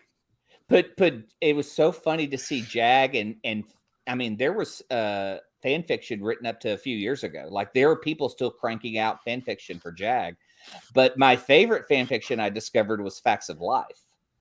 Facts of Life has people writing fan fiction. Yeah, the further adventures of Tootie, Natalie, Joe, and Blair. And a lot of the Joe and Blair stuff was very, very gay. And I loved every part of that. I loved seeing these people who just saw what was happening in the show and furthered it. The weirdest fan fiction I read was Blair attending Joe's memorial because she died in 9/11. Oh my God! Wow. There was another fan fiction piece of a hate group that came after the girls at the school, and Joe gets stabbed and dies. Joe died a lot in the fan fiction for some reason. I don't know why. Wow. If you want to go down a wormhole, TV fan fiction crossovers is fun because then you could get like JAG crossover with X-Files. Why? I don't know. I want to read it. I mean, like it's not that far of a stretch, like from a thematic component, but like, okay. I don't know, but check out some fan fiction and bring me the weirdest thing you can find. Oh God, I do not want to go down that rabbit hole. Yeah, that is my challenge to everyone. Send that directly to Clay. You don't have to copy a next issue pod on that. Cool. Please and thank you. Let's see. Please and thank you. You have a short list here. You want to show us some books? Did you get any? Sure. So I did have a couple books that I didn't put on my list, but I realized I didn't. I can just go through these really quick. So, I did my alarm to talk about my other show on Twitter. I grabbed Department of Truth Volume 3, Free Country, because as much as I'm reading it in single issues, I'm also getting it in trade so that I can give this book out to people to break their brains. Picked up the latest issue of Saga that came out because I'm still reading Saga. I also grabbed issue number 2 of Ghost Cage because this book is probably the greatest thing that's being published by Image as far as I'm concerned right now. It's manga in a Western style with Nick Dragata's absolutely beautiful art. I mean, I can't wait for this to get collected so I can buy it for everyone as a gift. And then I got a weird cover for Rogues number 2. Like for some reason I'm buying DC Comics and it's really, really weird. But yeah, I got this Black Label is killing it though. It is. Every Black Label book that I pick up is amazing. And so loving this book, decided to get it physically. Issue number 2. I haven't read any of these yet, but because I've just been busy moving. But these are the ones that I got. Other books that I found while I was unpacking. One book, can't believe that I still own a copy of this. Garfield minus Garfield. Do you guys remember when this was a thing on the internet? Yeah. Yes. I have a printed version of this, and I don't remember where I got it from. I don't think you can buy it anymore. I was going to say, I didn't even think they printed that. That's amazing. Yeah, I've got this. It's bizarre. And made by Dan Walsh, creator of Garfield-Garfield.com. I don't know if they're still doing it, but it's the thing. And how would the rights of that even worked? Sorry, I'm just trying to figure out. Like, dude, your guess is as good as mine. I don't know. I don't know. The fact that they were able to print this, and this isn't like printed by like just homemade printing or like a one-off printer. This is printed by a company called valentinebooks.com. So somebody published this and made it work. That's so big. That's a major publisher. Maybe they got the rights worked out with Jim Davis. Maybe he thinks it's hilarious and is just like, yeah, this is really fun. I would that's hope fun. So. I found that as I was unpacking all of my books, because I just moved recently and I have this huge bookshelf now, and every single collected edition comic that I own is on a shelf now, which is the first time that's ever happened in my life. Oh, nice. I'm really proud of that.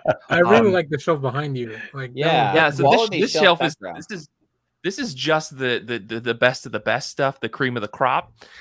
So all of my favorite comics are here. Like, you've got all of my Witch Hat Atelier, you got all of my copies of Pluto, you've got Delicious in Dungeon over here, Spinning by Tilly Walden, I think is right here.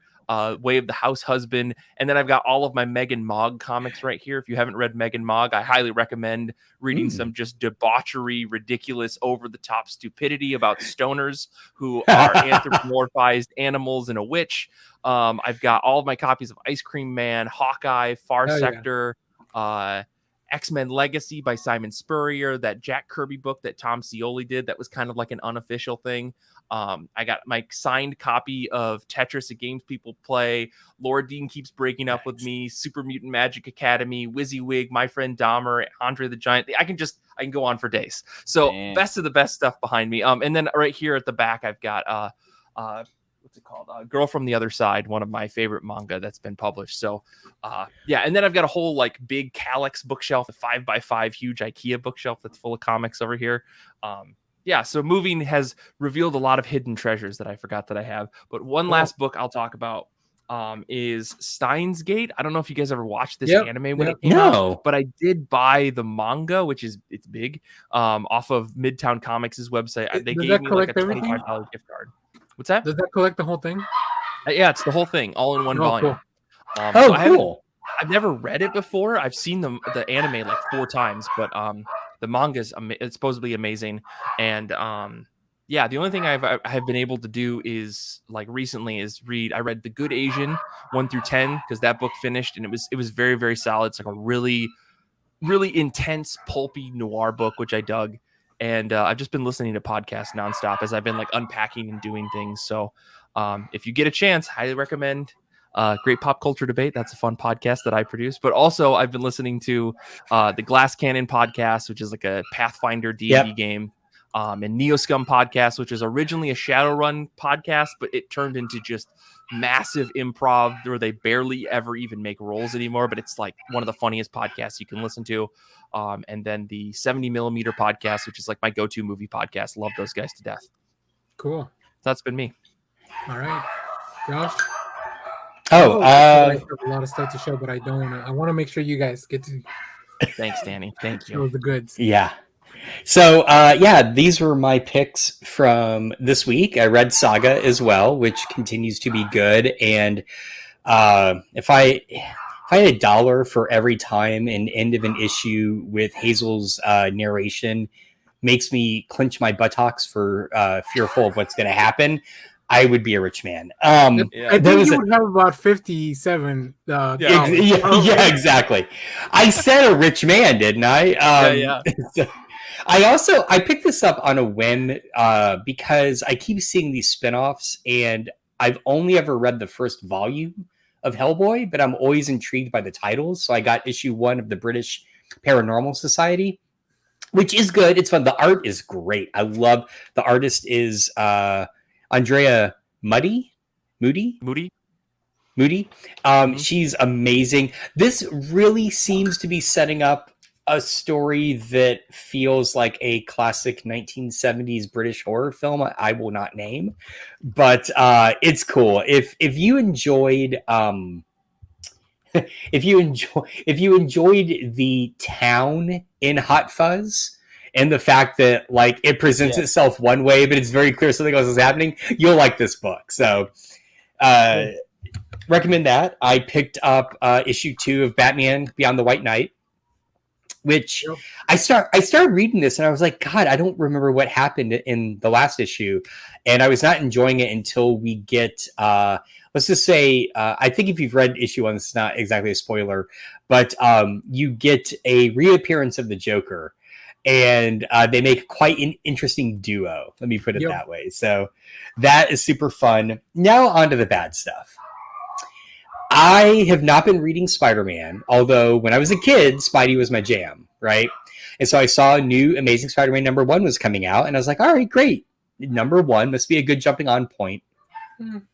Got this cover, which I like. This issue sucks ass. I cannot stress this enough. I want to point out, this is the opening page, and it left me completely confused. And then the next page is 6 months later, and I'm like, what is happening? Like, I have no idea what is happening in this book.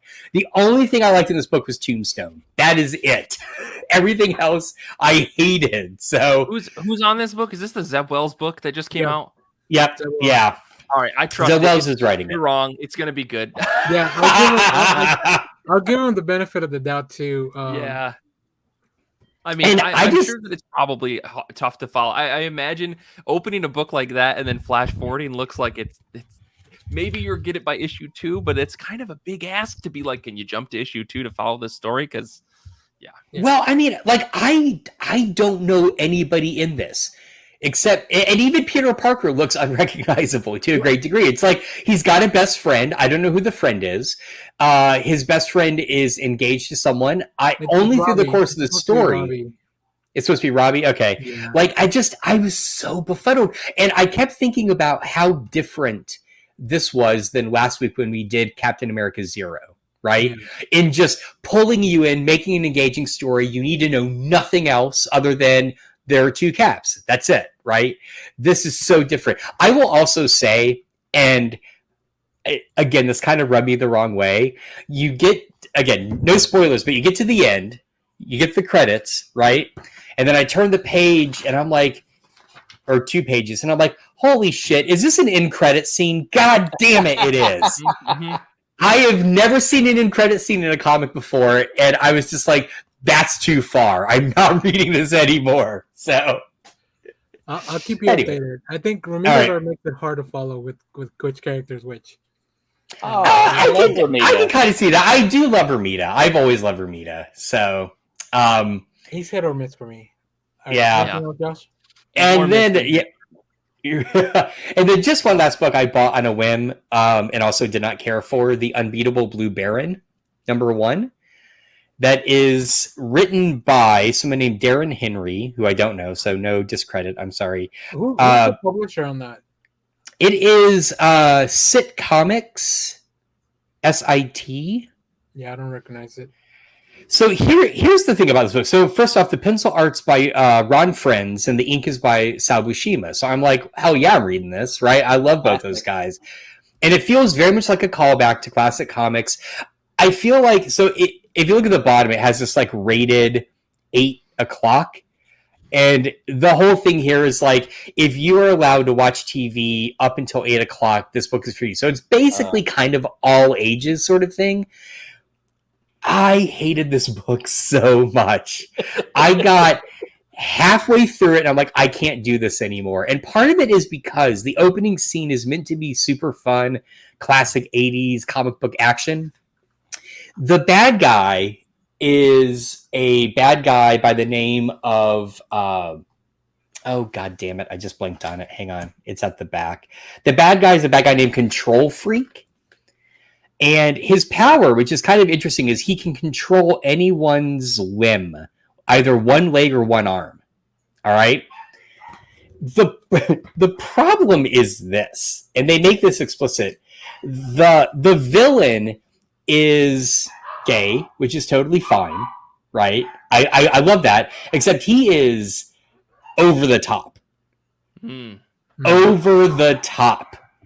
And I kind of walked away with this like bad taste in my mouth of, if you're going to make the bad guy gay and explicitly so, okay, but are there any gay heroes in this? Like, why do we have a story where the bad guy is explicitly gay and like very vehemently so? I don't know. The whole thing I walked away is just like, this feels like someone trying to cater to the current youth who do not understand the current youth, notably made by the fact that this is how they think 13-year-olds currently dress. and ride skateboards. And I don't The think that has 1992? happened.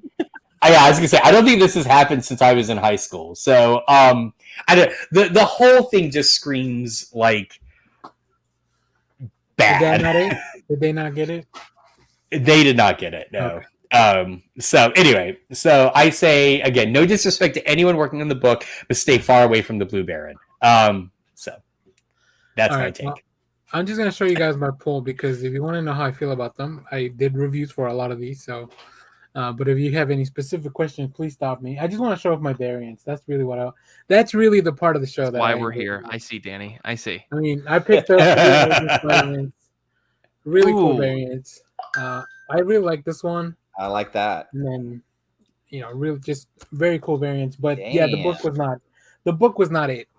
Hopefully it'll be. I'll keep reading on Marvel Unlimited. But you bought 4 copies and the book was not it. I got man, that Bloodstained Teeth book is. Yeah. Is it good? I looked at it. Is it good? Okay. Cover, Christian Ward cover. Like it was hard to choose, so I just got them both. This is as one does. I almost got that too. Yeah. Adam Gorham did this. He did the art. He did the story. I really enjoyed it. I just picked up. I'm not really reading Harley monthly, but this was a really cool cover by Bengal. Oh yeah, I love Bengal art. Knights of X. We're back in Otherworld. We are setting off in a campaign. I'm a little wary because Excalibur had some issues for me, but hopefully Tini Howard can make this one a little more engaging. So we'll see. Yeah, fingers crossed. Really, just a Joker cover. This is from Joker Book, the Punchline cover. Oh, and then one of my favorite reads this week, which is the reason I got so many. Thor number 24, aka Thor 750. This is a Nick Klein cover. This is a Stephanie Hans cover. Oh, that's beautiful. Yeah. This is Alex Maleev. Yo. Nice. And Daniel Warren Johnson cover. So every cover in this book was. Do I have to say it again? Simonson or get the fuck out? Where is that cover? Hey, there is a story by Simonson in here. This is all right, good. All right. That's fine. Okay. They have Simonson. I'm satiated. They have Jason Aaron comes back for a story. They have Alex. They have Al Ewing do a story setting up his upcoming Defender series. Oh, cool. Very good stuff. This was probably my favorite cover of the week. Number 4. Yeah, this is great. I had to get my shiny Berserk foils covers. Oh my god! I may be the only person left reading. Me and Keanu Reeves are the only people like. You're the only one collecting the chromium covers. Yeah, as much as I hate the gimmick, I love when they do covers like this. Oh yeah, where, it opens up into that. So the issue was actually pretty good. I like what Joshua Williamson is setting up. And then this really cool cover of Something's Killing Children. The mask actually comes off. It's super dope. Oh wow, that's cool. Oh, that's cool. Is it like die cut? Like it flips open? That's why it's bad, so it doesn't so I don't get it caught up in something. Yeah, I got you. The last run-in finally wrapped up after, I don't know, maybe 2 years of us getting an issue every once in a while. But it's really good. It's really good if you like the Turtles and you want to see their last story. And then I picked up the hardcover for DC Pride from last year. Oh, nice. So I didn't know they did a hardback. I wanted the other cover, but this one's still pretty cool. So yeah, I got a bunch more stuff, but you can go check out the channel. We did a lot of reviews. So that's about it. I watched a couple movies, but if you follow me on Letterboxd, you'll see that Uncharted is not very good. I saw that. I can't wait to watch it with a couple of beers. Right, that's exactly. Probably the best way to watch it. And then I read Marvels for a book club that unfortunately got canceled, but it's still really cool to revisit Marvels. Busiek and Ross, they knew what the fuck they were doing with that book. Oh yeah, I need to reread it. It's been a long time. Yeah, I think since it first came out. It's pretty great. Yeah, it's pretty solid. Let's quickly wrap up with recommendations. I know we've gone a little long now. So Mike, let's kick us off. I don't know if you have any recommendations for other than some of your stuff, but I'm always going to recommend everybody should go read Witch at Atelier. It's probably one of the best manga ever published. But if you're looking for something that's a little bit more on the darker side, I would recommend Vinland Saga, probably one of the most detailed, beautiful, violent Viking-based comics you can ever read. It is a manga, so you got to read it right to left. But otherwise, like if you read that first volume and you're not hooked, this is like a thing that I do on my show. I will pay you back the money you spent on that comic. Like, it's a guarantee that you will enjoy it if you like violent Viking stories. Like, if you go into that with that mindset, gonna love it. Otherwise, I would always recommend Monster, which is another incredible manga series written by Naoki Urasawa. It's incredible. And yeah, I don't know. I'm just gonna keep recommending manga. I like that you're looking around your room. I got manga here. I got manga there. Otherwise, go read X-Men, Worst X-Men Ever, because Max Bemis did a great job with that. Yeah, book. So I just grabbed a trade of that at my comic shop because I love that series so much.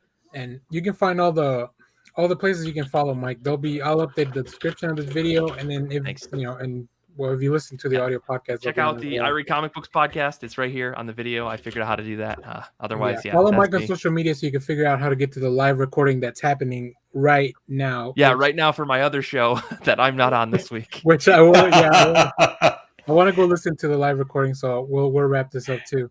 But Josh, I see you have something. A video game. Yeah, I can share my screen. Actually, I've got it up over here. So mine this month, there was a game that just came out. Let's see, select window or screen. I had this problem last time. Hang on. Sorry, it does Performance this weird. Anxiety. It's okay, we get it. Yeah, I get that a lot. Let's see. I mean, after 2 hours, Computer's just a little shy, we all have that sometimes. Yeah, there you go. Part of the podcast is not for the kids that can't stay past 8. Exactly. Can you see that screen? Yeah. Okay. So this game just came out, published by Humble Bundle Games. It's called The Iron Oath, and I've been eyeing it for a while. It is this amazing, 16-bit fantasy game where you play a band of mercenaries. I mean, you're not really mercenaries, but you're a band of of people, and it's like tactical strategy. It is, I mean, it's beautifully animated, beautifully designed, and the way it sort of works is you have sort of like an overland world that you kind of travel through, but then when you go into the tactical stuff, you're almost always going down into dungeons, and you have to navigate through the dungeons kind of bit by bit, and you don't know what's going to hit you. And you have to balance between the amount of time you're in the dungeon, because the longer you're down there, the more morale that your band loses, and then it can impact your fighting. It's a great balance of stuff, and I'm not even very far into it yet, but it is super fun. And I like tactical strategy more than real time, because it stresses me the hell out when I do real time. And this, you can stop and think and plot. Anyway, if you like that sort of stuff, if you like dark fantasy and tactical strategy, check this game out. Only $20 for it, and oh wow, you're supporting kind of indie developers. So there you go. Cool. Iron Oath. Cool. All right, Clay, you have anything for us? I have no recommendations this week. I did not find anything I loved. All right. Well, in that case, let me recommend, first of all, for the upcoming week, pick up Twig. This is a new Scotty Young book that's coming out from Image. I just added that to my list. It's got beautiful art by Jean-Francois Beaulieu, I think. Sorry about that. And Nate Picos. Kyle Stram too. It's so good. I really enjoyed it. I didn't really know what was going to. So you'll see a video for this later, but let me just tell you right now. Might as well. I'm just going to clip it from here. This book is really fucking good. And also go watch Abbott Elementary. I watched it this week. Yes. So fun. It's just so much fun. That show is great. It's our favorite show right now. Yeah, it's so good. I'm a little sad that the season was so short, but I think you can watch it right now in Hulu, or it's an ABC show, so I guess only Hulu. Yeah. But, yeah, that's about it. The only problem is that it did lead me down a rabbit hole, and now I started rewatching Arrested Development. So nice. Oh, yeah. That's the first nice. 2 seasons, right? Yeah. Well, I think I'm gonna give the Netflix stuff another chance. I mean, I might as well. It's just playing in the background. No, the only problem with the 4th season, and I never watched the 5th, but the 4th one is I actually liked the original cut of it. And I know it was hugely divisive, and then they went back and re-edited it, and you can't get the original cut now. Right. And I would almost argue watch it that way, because it's I don't know. I thought it was pretty smart the way that it did it, so that by the time you end the season, you're seeing certain moments from different perspectives, and it all comes together at the end. And I don't think the new cut does that. So anyway. Okay. Well, once again, thanks for everybody watching live. Andrew, Austin, anybody else that popped up that's just kind of lurking. We love the lurkers. Make sure to comment after the video, subscribe, give us a thumbs up. The channel, I love how, I mean, we're at 627. We just had 600 celebration last week. That's awesome. So people are watching, and even if they don't, I appreciate that. A lot of people watch that Amazing Spider-Man #1 review, so I can't fully shit on the book since it gave us so many views. I can. The people want the fire, Danny. That's the thing. They want the divisiveness. They want the anger. I keep telling Marvel, send me your previews. We get those do really well on the channel, but they just refuse to send me comics. But all right, well, Mike, I want to thank you for being here. Thanks for. I know we went a little bit over, but hopefully you had a good time and you want to come back. We'll definitely have a door open if you want to come back for whenever we do Multiverse of Madness. Oh boy.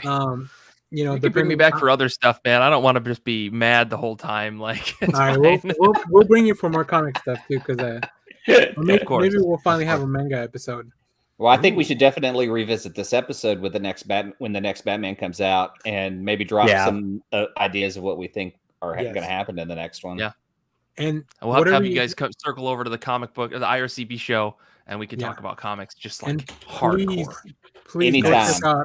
Go check out A Better Batmobile, because it's so much fun. Like, revisiting Morrison's run has been so much fun. So yeah, go check that out. It will be in the description, or you can follow Mike online. So thanks. Cool. Yeah, thanks for watching, everyone. We'll see you guys next time. Bye-bye. See ya. Yeah. And let's get out of Let's here. ride. Thanks everyone for watching. Twitter loves you. Oh yeah. Clay. Hell, Bebo.